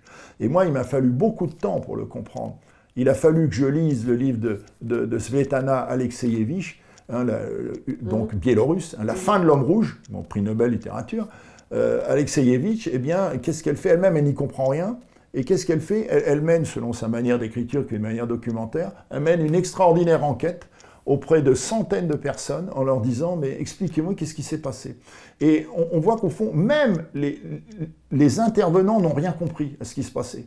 Sauf peut-être une chose qui m'a beaucoup frappé, c'est le fait qu'à un moment donné, la peur a changé de camp. C'est-à-dire la peur qui était dans le peuple, on va dire les masses, les gens comme vous et moi, voilà, qui sont là, qui vivent au quotidien. Tout d'un coup, cette peur s'est translatée chez les dirigeants du Parti communiste, chez les gens du Kremlin, qui ont commencé à envoyer leurs familles au loin, puis après qui ont commencé à coucher dans des lits différents chaque nuit, vous voyez, à des endroits différents, en se disant « on va m'assassiner, je vais être tué ». Et tout le système s'est effondré comme un château de cartes parce qu'il n'y avait personne pour le ramasser, il n'y avait personne pour le défendre. Qu'est-ce que je veux dire par là? Je ne sais pas du tout ce qui attend, évidemment, le monde contemporain, d'une part. D'autre part, je ne sais pas comment va se résoudre la crise russo-ukrainienne, bon, sauf qu'elle, pour l'instant, elle a un développement militaire. Je ne sais pas comment l'Union européenne continuera de réagir, et les États-Unis d'Amérique par la même occasion. Bon, et les Chinois, c'est-à-dire les grandes puissances. Je ne sais rien de tout ça, bien évidemment. Mais ce que je peux imaginer, d'une certaine façon, c'est cette imprédictibilité. C'est-à-dire qu'à un moment donné, quelque chose peut se passer qui bouscule totalement la situation. La peur peut changer de camp en Russie, Poutine être renversé, par exemple. Biden peut devenir fou, ou je ne sais pas, et dire, bon, maintenant ça suffit, on leur fout des bombes sur la gueule, on intervient, nous les Américains, contre les Russes, etc. Et les Européens peuvent aussi, à un moment donné, redevenir ce qu'ils ont parfois... Et je suis un peu méchant, je ne vais pas le dire, ils peuvent, si vous voulez, à un moment donné, essayer de temporiser ou refuser de temporiser, moi, je peux vous dire, ou se mettre dans une position isolationniste. Vous voyez, on ne peut pas savoir. Personne ne pouvait imaginer, par exemple, juste après la Première Guerre mondiale, vous avez le traité, le congrès de Versailles, vous avez Woodrow Wilson qui est là, qui est venu le président des États-Unis. Il est là, c'est un homme très religieux, il est partisan du bien, mais aussi c'est quelqu'un qui est très intéressé par l'économie, bien évidemment. On se dit, les Américains seront toujours là pour l'Europe. 2 ans après, il perd les élections. Et son successeur dit non, nous, ça ne nous intéresse plus, les questions européennes, c'est plus notre affaire. Et on rentre dans l'isolationnisme. Vous voyez, les républicains. Et ça va être comme ça. On ne peut pas savoir, bien évidemment. Voilà. Les hommes politiques sont interchangeables ou alors la démocratie veut... Non, je ne suis pas d'accord avec vous. Non, ils ne sont pas interchangeables. Vous venez de dire que peut y avoir un autre qui va venir, parce que si c'est le principe de vote, quelqu'un a décidé un truc et 4 ans après ou 5 ans après, un autre vient et décide au nom du peuple. Oui, mais si vous ne pouvez pas confondre Léon Blum et Adolf Hitler, par exemple. Vous ne pouvez pas dire ils sont interchangeables. D'accord. Ça, non, excusez-moi, je ne prends pas mal. Mais ça, il faut se méfier des formules un peu toutes faites. Vous voyez, ces formules slogans. Le monde est complexe. Il y a une complexité réelle dans l'ordre des choses. Et j'ai envie de dire, plus on globalise ce monde, plus l'information circule vite, plus nous-mêmes on circule vite, plus on est concerné par des choses qui se passent très loin. Bon, voilà. Écoutez, il y a 300 ans, on était à Paris, ce qui se passait en Ukraine il y a 300 ans, personne n'était au courant. Vous voyez, entre les Ukrainiens et les Russes, s'il se passait quelque chose. Donc, il faut faire attention à cette pensée slogan. On est dans une extrême complexité. Voilà. Et donc, moi, je n'aime pas du tout ces formules, vous voyez, à l'emporte-pièce, genre, voilà, les gens sont ceci, ils sont cela, ils sont comme ci, ils sont comme ça. Non, tout est beaucoup plus compliqué parce que tout est contextuel. Et les contextes changent continuellement. La définition d'un contexte aujourd'hui, c'est l'instabilité. C'est plutôt ça le problème. C'est le fait qu'on vit dans des sociétés d'une très grande instabilité. Pourquoi ? Parce que justement, elles ne sont pas régies par l'ordre, par un ordre absolu. Si vous êtes dans l'Allemagne nazie entre 1933 et 1945, bien évidemment, là, il n'y a pas d'instabilité. Enfin, en tout cas, il n'y en a pas officiellement, puisque de toute manière, tout le monde doit penser la même chose. Aujourd'hui, dans notre âge démocratique, on est d'une certaine manière condamné à l'instabilité. Il faut qu'on l'accepte. Elle est peut-être le fardeau de l'homme démocratique. C'est-à-dire d'accepter que vous ne soyez pas d'accord avec moi et inversement, et que lui ne soit pas d'accord, elle, etc. Et qu'au bout d'un moment, vous rentrez chez vous et vous vous dites mais qu'est-ce que je dois croire finalement ? Vous voyez, c'est le fardeau de la démocratie, ça. Et ça, pour moi, c'est sa grandeur. Si la démocratie est grande, si vous voulez, c'est parce que sans arrêt, elle menace de s'effondrer. Elle menace d'être éliminée, vous voyez, et parce qu'elle admet dans son sein la présence de ses propres ennemis et leur libre expression. Vous voyez, pour moi, les dictatures n'ont ça n'a aucune grandeur pour moi, un régime dictatorial. Pour moi, c'est la honte de l'humanité pensante, si vous voulez. Pourquoi ? Parce que voilà, vous dites, maintenant, on a décrété que tous les gens penseront rouge, voilà, ou brun, et voilà, vous pensez rouge ou brun, si vous n'êtes pas d'accord, vous êtes considéré comme fou. Non, personne ne va contester ça. Voilà, vous voyez, mais ça c'est facile. Non, mais bien sûr. L'état dictatorial est un état facile. J'essaie de poser en fait une question, et quand je dis que les hommes politiques sont interchangeables, c'est peut-être, je me suis exprimé mal. Un homme politique est temporaire. Il peut mourir demain, et arrive un autre. En revanche, les artistes, les écrivains, laissent une trace qui est plus durable peut-être, en tout cas pour moi. Moi, je crois pas à la politique, j'ai jamais voté de ma vie, j'aime pas ça. J'aime pas ça, les hommes politiques, je pense que c'est des malades. Et c'est comme ça. En revanche, je lis des livres. Hein. Et quand je lis des livres, je suis parfois frappée par le fait que on a écrit, on sait où on va. Pourquoi on veut pas relire ces livres? Pourquoi on veut pas revoir des essais, des tableaux parfois? Je crois beaucoup plus à la véracité de l'expression des gens créateurs, et je ne pense pas qu'un homme politique soit un créateur. Quel est à votre avis le rôle d'un créateur ou d'un artiste, j'aime pas trop ce mot artiste, trop général, d'un créateur pendant des périodes comme celle qu'on vit actuellement, et pourquoi aujourd'hui j'ai l'impression que les intellectuels et les créateurs se taisent et ne s'expriment pas pendant cette troisième guerre mondiale? Alors moi, c'est curieux, j'ai plutôt l'impression inverse. Moi, j'ai plutôt l'impression que tout le monde s'exprime, que tout le monde a un point de vue, Et ce qui m'inquiéterait plutôt, c'est le point de vue donc, proféré par des gens qui n'ont pas d'informations particulières, qui n'ont pas pour moi de légitimité à parler. Si on regarde justement ce phénomène tout à fait passionnant, même que sont les réseaux sociaux numériques, bon, que ce soit, je ne sais pas moi, Snapchat pour les plus jeunes, ou TikTok, ou évidemment Messenger, WhatsApp, etc. Bon, Instagram pour les images. Jamais autant de gens ne se sont exprimés sur ce qui se passe en ce moment. Je ne vous parle pas de l'expression massive, je vous parle des intellectuels. Beaucoup d'intellectuels utilisent ces réseaux-là. Bon, moi, en tout cas, je vois que beaucoup de gens parlent, beaucoup de gens s'expriment. Voilà. Alors, pour moi, la question, c'est pas qu'ils s'expriment, c'est est-ce qu'ils ont une légitimité à s'exprimer. Vous voyez, c'est ça. Aujourd'hui, vous parlez des intellectuels, par exemple. Bon, encore faudrait-il savoir de qui on parle, hein, parce que les intellectuels, il y en a beaucoup. Vous avez une grande catégorie aujourd'hui d'intellectuels, ce qu'on va appeler les intellectuels de plateau de télévision. Hein, grosso modo, c'est ceux qu'on voit le plus, c'est ceux dont on entend le plus parler, mais généralement, ce ne sont pas les plus intéressants, parce qu'ils produisent essentiellement du consensus, sinon ils ne seraient pas à la télévision, vous doutez bien. Bon, ou alors on en prend un qui pense A, l'autre qui pense B, on les met ensemble, ça fait un débat, ça fait un talk show, c'est très bien. Ça occupe du temps, ça coûte pas cher aux chaînes, bien évidemment. Les principaux participants sont contents, narcissiquement, c'est très flatteur, hein, puisque tout le monde vous voit à la télévision, et ça permet de passer des messages de pub entre les deux. Donc là, on est d'accord. Mais moi, je parle de l'intellectuel. Le seul intellectuel, au fond, qui m'intéresse, c'est l'intellectuel spécifique. C'est-à-dire, c'est cet intellectuel on va dire qui est né vraiment dans les années 1960-70, à l'époque du structuralisme, mais qui est incarné par des gens comme Michel Foucault, même si on est d'accord ou pas d'accord avec eux, Jacques Derrida, ou je sais pas, Félix Guattari, Gilles Deleuze. Vous voyez, pourquoi ? Parce que ces gens rompaient avec un certain type d'intellectuels nés du XVIIIe siècle, les Lumières, avec notamment Voltaire, et qui avaient été recyclés, on pourrait dire, à grande échelle, à partir de la fin de la Première Guerre mondiale, par tous ces grands intellectuels engagés. Bon, je pense à Anatole France, je pense à Jean-Paul Sartre, un peu plus tard, etc. Bon, et puis il y avait eu Zola entre les deux, vous voyez, bon, il y en a eu beaucoup qui sont exprimés. Mais c'était l'idée qu'à un moment donné, un homme de tête, un penseur, quelqu'un qui avait quand même une certaine maîtrise du monde des idées, du monde général des idées, pouvait venir vous dire ce qui se passe. D'une part, vous l'expliquer et prendre une position. Donc, devenir quelqu'un de créatif, en disant, si vous éludez ça et vous faites ça, d'une certaine manière, vous créez le monde d'une manière différente. Quel est le problème de ces intellectuels généralistes ?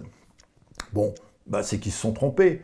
On a vu que la plupart ont épousé les thèses soviétiques, par exemple. Bon, quelqu'un comme Jean-Paul Sartre est sans doute estimable à bien des égards, d'ailleurs, c'est un penseur remarquable, mais son parcours politique laisse particulièrement à désirer. Vous voyez, y compris même un artiste comme Picasso, par exemple, à un moment donné, a eu des positions problématiques à l'égard du mouvement de la paix qui était dirigé par le Comintern, par les communistes. Bon, à ta santé Staline, par exemple. Hein, le dessin, ok, à ta santé Staline. Alors, combien de morts dans les goulags ? Est-ce que c'est 15 millions, 100 millions ? Selon qu'on croit ou non le livre noir du communisme. Bon, en tout cas, c'est un régime absolument horrifique, voilà, dans lequel, d'ailleurs, ces gens, s'ils avaient été en URSS, auraient été engloutis eux-mêmes. Hein. Ils auraient été les premiers à être engloutis, d'ailleurs, par les purges, les éliminations, etc.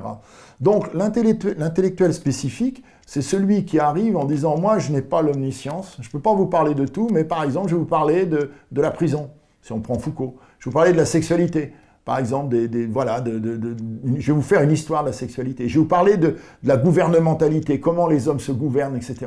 Vous voyez ça ? Ou Derrida, je vais vous parler du langage. Je vais vous dire comment, finalement, dans toutes les sociétés, il y a une grammaire qui se constitue. Et que cette grammaire, elle a à voir non seulement avec les mots qu'on échange, mais avec la manière dont on vit. Hein, il y a une sorte de grammatologie, en quelque sorte, de grands savoirs comme ça, de la grammaire, du langage et de l'organisation des choses. Voilà, le langage n'existant pas par hasard, bien évidemment. Bon, si on nomme les choses, c'est parce que ces choses ont une densité, une existence. Je crois qu'aujourd'hui, on manque peut-être d'intellectuels spécifiques. Vous voyez, je parlais d'un François Fechtot, par exemple, tout à l'heure. Pour moi, c'était un intellectuel spécifique du communisme. Vous voyez quelqu'un comme Nicolas Werth aujourd'hui, un historien absolument remarquable. Nicolas Werth, il ne va pas vous parler de la guerre du Chaco en Amérique latine. Vous voyez, qui a eu lieu il y a, 3/4 de siècle. Par contre, il va vous dire Qu'est-ce que c'était que le communisme réel à Smolensk, par exemple? On a trouvé les archives de Smolensk. Qu'est-ce que c'était vraiment qu'un goulag? Qu'est-ce qui s'est passé dans cette île-là où Staline a regroupé des gens dont il ne savait pas quoi faire, etc., et qu'on finit par se manger les uns les autres, créer du cannibalisme? Vous voyez, c'est plutôt ça qui m'intéresse. Et je pense que s'il y a un problème médiatique, c'est justement la généralisation. Le média tend, en quelque sorte, à accréditer l'idée qui parle pour la totalité d'une situation. Si vous voulez. Et donc, si vous arrivez en tant qu'intellectuel spécifique en disant « Oui, ça, je vais vous en parler. Ah, mais ça, je ne vous en parle pas, parce que ce n'est pas ma spécialité. Je n'ai pas travaillé, donc je n'ai pas de légitimité. » Vous n'intéressez pas grand monde sur le plan médiatique. Vous voyez, je pense que plutôt le problème est là. Ce n'est pas que les créateurs ou les intellectuels se tairaient. C'est plus qu'on est dans un système médiatique qui leur laisse assez peu d'occasions de se manifester, de s'exprimer, mais qui en laisse quand même. Si, évidemment, vous ouvrez BFM TV, vous êtes dans un univers de perroquets, de petits citacismes continus, les gens répètent toujours la même chose, en boucle comme ça, vous avez toujours les mêmes chroniqueurs, tous plus caricaturaux en général les uns que les autres. Bon, vous les connaissez, ils viennent faire leurs numéros, ils viennent faire leurs shows. Ce qu'était Zemmour d'ailleurs, c'est un histrion de plateau de télévision, qui a eu une opportunité de faire de la politique à grande échelle. Bon, ma foi, il l'a saisi, il a bien fait dans une société médiatique. Finalement, le clown médiatique est celui qui l'emporte, hein, d'une certaine manière. Bon, voilà. Par contre, si vous écoutez France Culture, eh bien, vous ne pouvez plus tenir ce langage, parce que là, vous avez des intellectuels spécifiques, vous voyez, qui viennent vous parler, clac, clac, clac, de choses vraiment extrêmement précises. Mais voilà, après, est-ce que leur écho médiatique est suffisant? C'est toute la question. Vous avez déjà évoqué 2 fois la notion de la prison, et une fois vous avez parlé de Chalamov. Oui. J'ai l'impression que c'est une thématique qui vous intéresse, oui, spécifiquement. Oui, je me suis beaucoup intéressé à cet auteur. L'auteur et la thématique de la prison. Pourquoi la prison, et est-ce que ça vous intéresse en tant qu'historien ou en tant que spécialiste de l'art contemporain? La prison dans la création, nombre d'émiens ont créé dans des prisons d'ailleurs. Chalamov, c'est le premier. Pourquoi vous intéressez à ce thème? Non, mais peut-être parce que Chalamov, pour moi, faut répéter, juste dire qui il était. Varlam Chalamov, c'est un écrivain.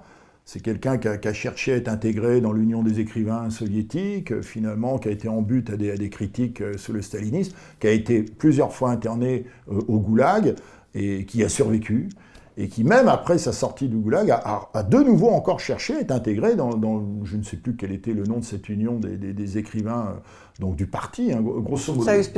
Voilà, bon, vous connaissez ça mieux que moi. Mais ce qui m'a intéressé chez Chalamov, c'est que normalement, un créateur souffre de quelque chose. On pourrait reprendre un terme d'un philosophe, hélas nazi, qui était Heidegger, un grand penseur, mais bon, qui a dérivé lui aussi à un moment donné. Il parlait de la prison de l'être. Et je crois que, hélas, c'est vrai. Chacun de nous, on est dans une sorte de prison tout le temps. L'être, c'est justement la confiscation de la liberté d'agir comme on le souhaiterait. Et donc, ça, c'est ça la création. Le créateur, pour moi, c'est celui qui est en face de cette prison de l'être dans laquelle il est. Et il dit, voilà, comment je vais essayer de me ménager des issues, des sorties ou des parcours, de manière à pas complètement étouffer dans ce monde. Bon, on crée parce que le monde vous est insupportable. Sinon, on ne créerait pas, tel qu'il est. On a besoin de faire quelque chose, d'ajouter quelque chose, ou de retrancher. On peut créer par soustraction aussi. Il y a ce qu'on appelle le destructive art, hein, des artistes qui détruisent en disant, voilà, parce que j'enlève ça, ça me dérange, je l'enlève. Voilà, comme ça, je vivrai mieux. Bon.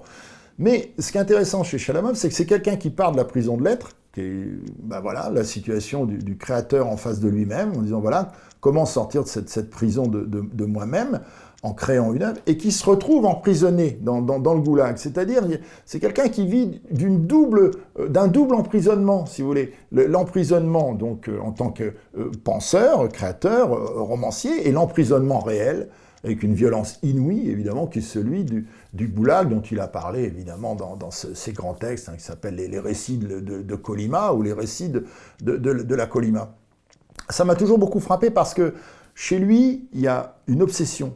C'est la littérature. C'est-à-dire, c'est quelqu'un il peut être par moins 20 degrés toute une journée à devoir pelleter de la terre, vous voyez, je sais pas où, dans un goulag là-bas, aux confins de la Sibérie, mais il va quand même avoir en tête le texte qu'il va écrire, le roman qu'il va écrire. Par exemple, il y a un texte très célèbre où il raconte comment, dans le goulag, il a créé un club de poésie. Les gens pourraient dire, mais c'est complètement absurde. Mais dans le goulag, cet univers, les gens n'imaginent même pas l'inhumanité de cet univers-là. Voilà. Il a raconté aussi la mort d'Ossip Mandelstam. C'est quelque chose qui m'a beaucoup frappé. Bon, Ossip Mandelstam, pour tous les gens qui ont aimé romantiquement la révolution russe, bon, Eisenstein, Mandelstam, bon, tous les avant-gardistes russes, bon, les Klebnikov, tous les gens, les Rodchenko, Mayakovsky, enfin bon, voilà, on pourrait multiplier les noms. Bon, Mandelstam, c'est une sorte de grande référence, comme ça. Et il raconte la mort de Mandelstam, donc dans un convoi qui va de Vladivostok jusqu'au Goulag, et il raconte comment finalement cet homme, ce grand poète, tout d'un coup, est tellement épuisé qu'il n'a plus la force de manger le quignon de pain qu'un gardien lui donne, et alors un de ses voisins, lui arrache simplement ce quignon de la bouche et mange le pain à sa place. Et voilà, si vous voulez, pour moi, Chalamov, c'est celui qui non seulement a parlé de cet écart extrême entre être avec soi dans une délibération certes violente, mais dans un environnement pacifique, et finalement vouloir être avec soi dans un environnement ultra-violent, où finalement la dernière chose possible pour vous, c'est justement la création, puisque tout vous l'interdit, bien évidemment. Comment créer dans le goulag, hein, vous savez, la question d'Adorno, comment écrire encore après Auschwitz, ou comment faire de la poésie après Auschwitz, j'ai envie de dire, mais comment en faire dans Auschwitz aussi, vous voyez, dans le goulag, c'est ça, parce que l'après, c'est plus l'affaire des gens qui ont disparu. Vous voyez, dans le goulag ou à Auschwitz, c'est plus leur problème, c'est le problème de ceux qui restent. Ça devient un problème moral, tandis que pour les précédents, c'est un problème existentiel, c'est juste leur propre vie. Et c'est ça qui m'avait beaucoup...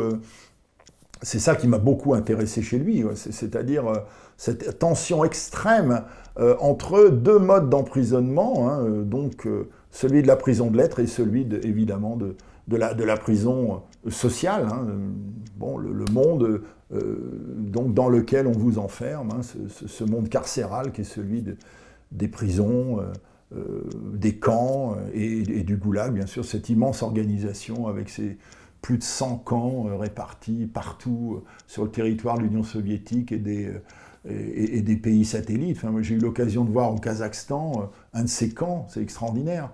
Les gens étaient emmenés au milieu de nulle part dans la steppe. Au milieu de nulle part, on les déposait là, c'est tout. Et ils ont réussi, quelques-uns, à survivre. Voilà, ils mangeaient des racines, ils mangeaient des plantes, les femmes ont eu des enfants, etc. C'est inimaginable. Ils ne pouvaient pas partir à des centaines de kilomètres, il n'y avait rien autour. Il faisait moins 40 l'hiver, vous voyez, plus 30 l'été, des conditions épouvantables. Il faut creuser le sol pour avoir de l'eau. Enfin, voilà, c'est un monde terrifiant, d'une certaine façon. Et voilà une douche froide. Vous avez écrit un livre sur Newton, photographe. Oui.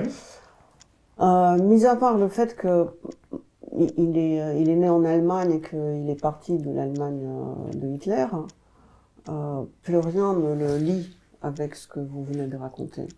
Et que c'est un photographe les plus lisses, à mon goût, que je connaisse. Et pourtant, on l'a placé dans la collection des dissidents. J'ai l'impression qu'il peut en devenir un. Il peut vivre un sort inverse de ce que vivent souvent des avant-gardistes quand après avoir vécu une vie, après avoir vécu même une histoire post-mortem, ils deviennent un lieu commun dans la bouche des profanes et du coup ils deviennent des généraux de la culture et quelque part on leur pourrit leur nécrologue parce qu'ils ont tellement de décorations sur la poitrine qu'ils deviennent des espèces de Brejnev de l'art contemporain. En tout cas, j'ai l'impression que ce qui arrive à Kabakov, c'était un grand dissident et le voilà en Brejnev. C'est presque comme si il faudrait savoir arrêter la machine de consécration. Oui, exactement. Mais les artistes ne peuvent pas le faire, ou alors... Non, ça ne dépend pas d'eux. Vous savez, le problème des artistes, c'est aussi leur chance pour certains, c'est que l'humanité aime adorer. L'humanité adore adorer. Elle aime haïr et elle aime adorer aussi. Oui. Et donc, mais j'ai l'impression que les artistes les plus maudits sont ceux qui sont le plus adorés, parce que on leur enlève quelque chose.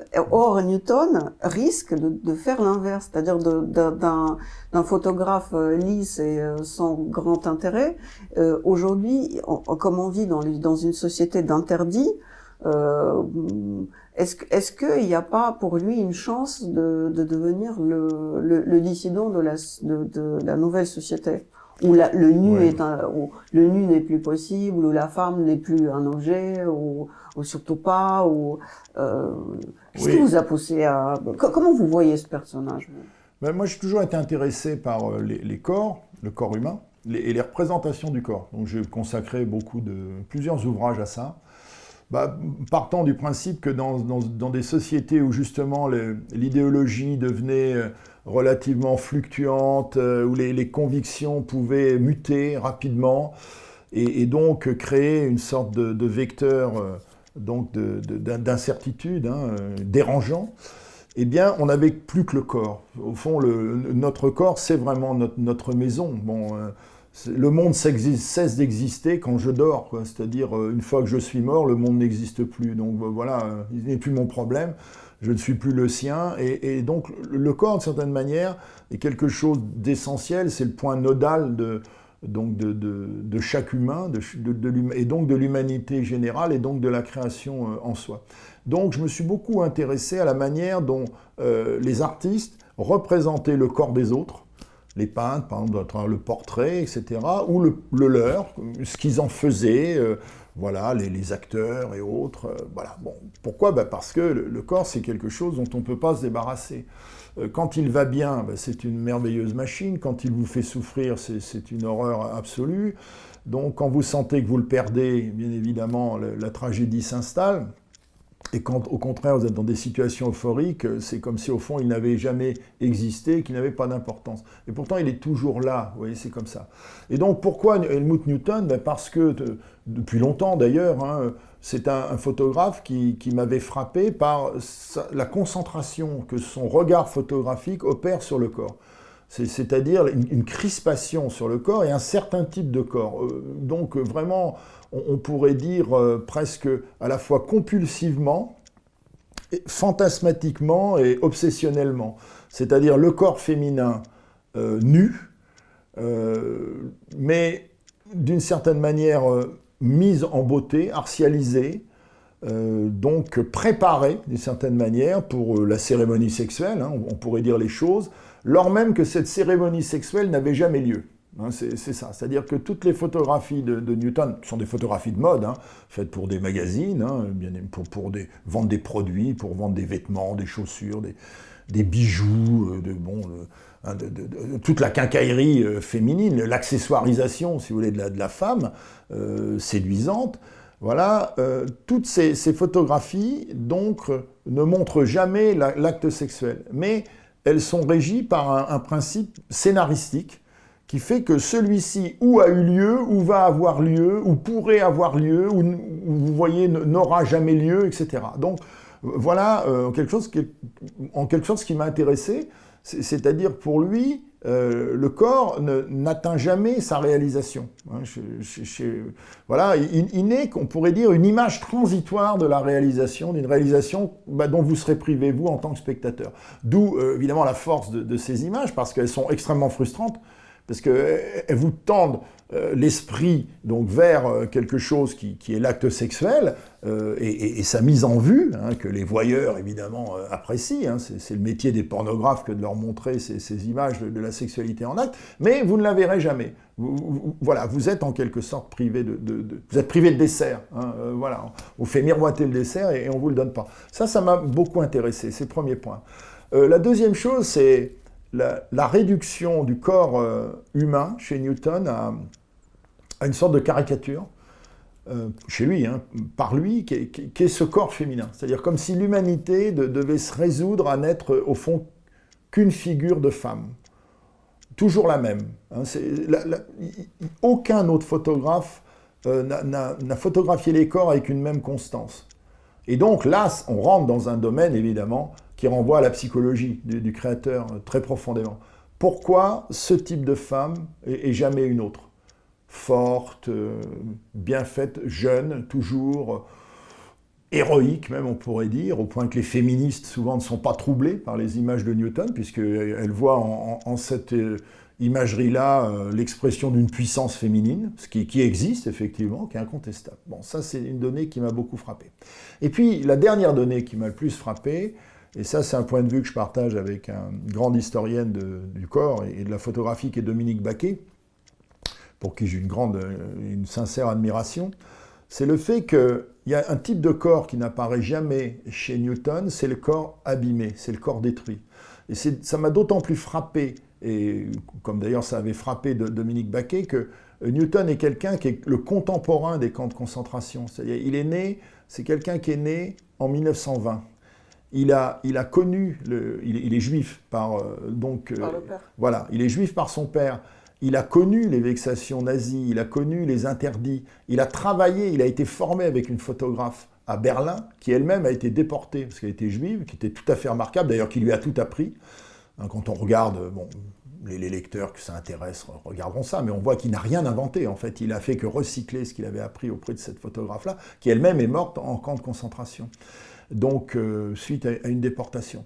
Et ça m'a beaucoup frappé parce que quand on est allemand, il est allemand, hein, même s'il deviendra australien plus tard par naturalisation, et puis au fond français de cœur, puisqu'il vivra à Paris longtemps, puis à Monaco. Enfin, Monaco, c'est pas la France, mais dites pas à un Monégasque, il aura raison, Monaco c'est la France, mais on est très proche, ça reste une culture très, très française.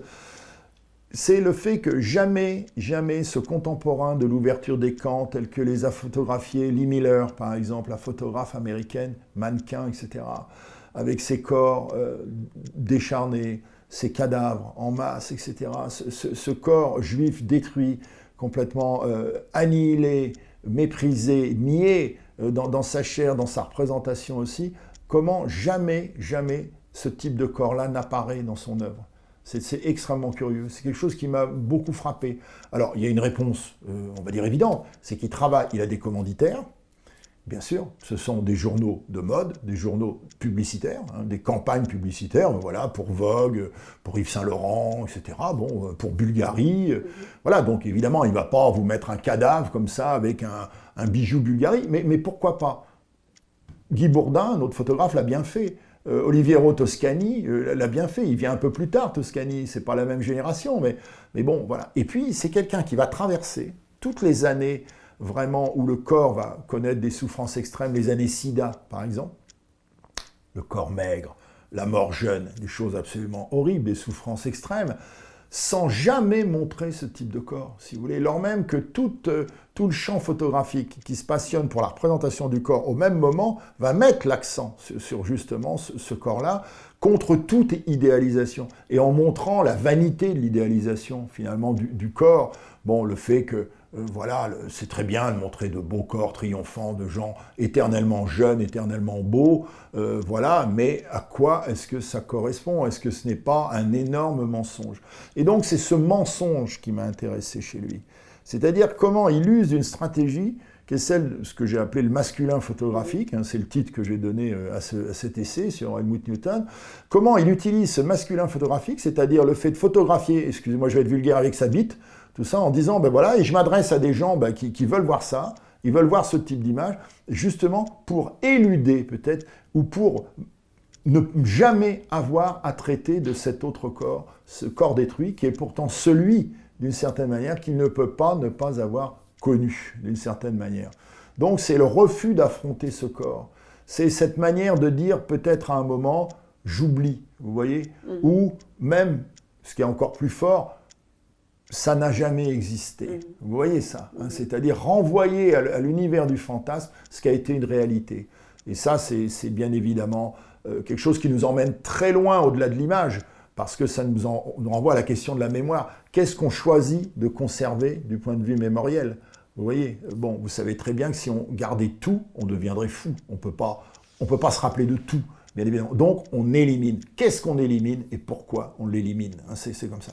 Donc, en fait, c'est un photographe pour moi, au fond, qui est assez banal dans sa manière de travailler, dans ses images, même si elles sont très codées, très reconnaissables, mais finalement qui est infiniment plus profond que cette espèce de vernis de mondanité dans lequel on l'a, même jusqu'à récemment, en quelque sorte enfermé. Quand je vois le film qui est sorti il y a 2 ans sur Helmut Newton, bon, pour moi, c'est typiquement un film pour rien. C'est intéressant, mais voilà, tous les mannequins viennent vous dire « Oh, il était formidable, oh, il travaillait vite, il était sympa, etc. » Bon, oui, c'est bien, bon voilà, c'était un génie, très bien, mais on avait de dire « Oui, et après ?» Voilà. J'ai essayé d'aller dans l'après. Alors, il fallait attendre un petit peu pour faire ce livre, parce que Helmut Newton est mort il y a 20 ans exactement, il est mort en 2002, au début des années, 2000. Voilà, et donc le temps a passé, les témoins directs de la vie, les amis, les défenseurs, les gardiens du temple, se sont éloignés un petit peu dans le temps, et on peut maintenant aborder l'œuvre d'une manière peut-être plus profonde qu'on ne le faisait jusqu'à présent. Ça m'intéresse beaucoup ce que vous venez de dire, parce que les artistes et les créateurs russes vivent aujourd'hui ce début du problème d'immigration, parce que leur pays est devenu un pays agresseur, un peu comme l'Allemagne nazie, et qu'ils sont obligés de quitter ce pays et presque de mettre la croix sur leur nationalité et sur leur appartenance à la Russie, parce que quelque part, ça les guette. C'est pas que ça soit honteux, c'est pas ça le problème, mais quelque part, peut-être ce que vous venez de dire, ils veulent oublier, ils veulent pas appartenir à quelque chose dont ils ne partagent pas l'horreur. Et Newton, qui est devenu australien par le mariage avec sa femme, probablement. Oui, mais il a eu des papiers. Des papiers. Et français de cœur, comme vous dites, il a quand même terminé dans la terre de l'Allemagne. Oui, absolument. Il est enterré à côté de Marlène Dietrich, d'ailleurs. Oui, quelque part. À Berlin. C'était son désir à lui. Oui, enfin en tout cas, ça a été décidé comme ça. Il est mort à Los Angeles, donc des suites d'un accident de voiture. Voilà, mais bon, effectivement, il a été rapatrié en Allemagne, et c'est vrai qu'il avait, à la fin de sa vie, renoué des liens avec l'Allemagne. Alors, est-ce que ces liens étaient forts, profonds, difficiles à dire? Le fait est que la fondation, le musée Newton, qui est à Berlin, aujourd'hui, normalement, aurait dû être à Paris, hein, mais il y a eu un problème avec les politiques à cette époque-là, et l'artiste lui-même, Helmut Newton, et bon, ce qui fait que finalement, je m'en souviens d'ailleurs, j'ai vécu de l'intérieur, je ne vais pas raconter cette histoire, mais je l'ai vécu de l'intérieur, je me souviens en tant que témoin direct de ce qui s'est passé, et il y a eu beaucoup d'énervement de la part d'Helmut Newton devant la bureaucratie française, les complications qui étaient faites, enfin il y avait, bon, à un moment donné, il y a eu cette offre berlinoise, et puis hop, voilà, tout est parti à Berlin, et l'affaire s'est réglée comme ça. Et quel dommage, mais en même temps, il y a beaucoup de musées à Paris, il y en a suffisamment. Vous me direz à Berlin, il y en a beaucoup aussi. Mais... Oui, non, ce que je veux dire, c'est que parfois le hasard fait bien des choses, parce que par exemple, Brodsky, qui est un autre prix Nobel et un poète russe, qui s'est fait exhumer de là où il était mort, à Rome, et parce que on l'a enterré à Venise. On a creusé sa tombe, et puis au moment où sa femme arrive avec la dépouille, elle découvre que la tombe était creusée à côté de Ezra Pound. Ah oui, elle a dit, effectivement, la tombe d'Ezra Pound est à Venise. Alors, elle a dit, mais non, c'est hors de question que Brodsky soit à côté d'Ezra Pound. Ezra Pound a travaillé avec les fascistes, bien sûr. Il a collaboré avec le Et elle a italien. exigé que d'un pas, on creuse dans un autre endroit, et elle a exigé que ça soit ailleurs. Et je pense qu'elle a mal fait, parce que je trouve que quelque part, les fossoyeurs, les fossoyeurs ne savaient pas. On leur a dit, ils ont creusé le trou. Oui, mais tout ça sont des vanités. Oui, mais à la limite... Il aurait pu se mettre à côté d'Igor Stravinsky, qui est aussi enterré mais je trouve que 50 mètres plus si loin. Elle avait accepté l'ironie du sort, l'ironie de cette histoire, qu'il soit à côté d'Ezra Pound, qui était mine de rien un grand poète, et que les deux poètes qui étaient des ennemis, et que l'un juif, l'autre antisémite, enfin, quelque part, c'est juste. Ouais. Après, bon, c'est difficile à avaler. Moi, les conflits de sépulture, j'ai envie de dire, tout à fait. Mais bon, ce que dit la Bible, laissons les morts enterrer les morts, et je pense que c'est des problèmes de vivants aussi. Alors, ce qu'il y a de bien, la tombe d'Ezra Pound, au moins, l'homme était détestable, mais la tombe est magnifique, puisque vous savez que c'est uniquement de l'herbe. Voilà. Oui, et donc je reviens à la question, le problème de la culture et du rôle d'un artiste pendant la guerre et de l'exil et de la paix avec la terre qui t'a fait naître, qui a fait naître ta création et qui peut devenir un ennemi. Aujourd'hui, le monde artistique russe se déchire parce que les artistes veulent s'exprimer et on leur dit c'est pas le moment parce que pour le moment tout ce que les créateurs russes peuvent faire c'est de se taire et de faire profil bas. Que pensez-vous de l'exil comme ça forcé c'est au-delà de la dissidence parce que à un moment tu peux être dissident mais à un moment tu peux plus. À un moment, il faut juste partir. Moi, je vais répondre simplement. Il faut être dans cette situation-là pour avoir un point de vue vraiment sur ce que c'est, parce que c'est une immense violence, incontestablement. C'est un chagrin considérable. Enfin bon, voilà. Pourquoi ? Parce que vous n'avez pas choisi. C'est-à-dire qu'il n'y a pas de consentement dans cette affaire. Il y a une éviction. Et c'est vous qui, au fond, vous sortez vous-même de la terre natale ou de la terre créative avant qu'on vous en sorte. Hein, ou bien avant qu'on vous fasse des ennuis. Voilà, bon, ça, des générations de créateurs ont connu ça au XXe siècle notamment, et même avant. Vous savez, c'est une très très ancienne histoire. Il y a un fameux tableau de Delacroix, le peintre romantique au musée d'Orsay, qui s'appelle Ovide en exil chez les Scythes. Et Ovide, c'est l'auteur latin des Métamorphoses, qui lui aussi a connu l'exil. Vous voyez, c'était il y a 2000 ans. Bon, donc le fait qu'on chasse les intellectuels de la cité, comme disait Platon, qui espérait qu'on le fasse, parce que ce sont des gens pas forcément toujours très recommandables sur le plan des idées, bon, c'est quelque chose de très ancien. Et le XXe siècle a multiplié, il a surmultiplié même cette réalité. Bon, évidemment pour les Russes, hein, bien évidemment, les Russes blancs notamment, hein, et puis également les Allemands, un très grand nombre d'Allemands. Bon, on vit en France, on a recueilli beaucoup de ces intellectuels, hein, bien sûr, qui sont venus ici, parfois ou souvent pour aller en Amérique, ensuite pour continuer le chemin en Amérique du Nord ou du Sud. Alors moi, je ne peux pas avoir d'avis sur ce déracinement, parce que j'appartiens justement à une génération qui a une autre chance et qu'il ne faut pas perdre de vue.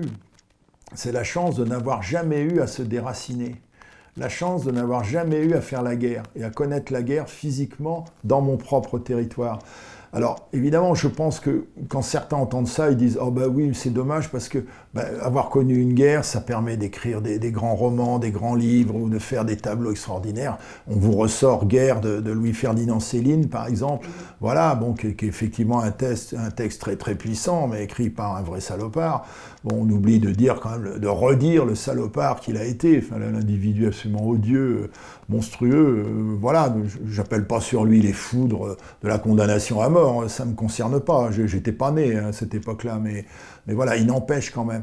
Et moi, je dis que il se passe quelque chose, il s'est passé quelque chose avec l'Union européenne d'absolument unique dans l'histoire des hommes, des civilisations. C'est la première fois que aussi longtemps un continent culturel ne connaît pas de conflit à l'intérieur. Vous voyez, bon, il n'y a pas eu de conflit en Europe communautaire depuis la Seconde Guerre mondiale. Il n'y en a pas eu.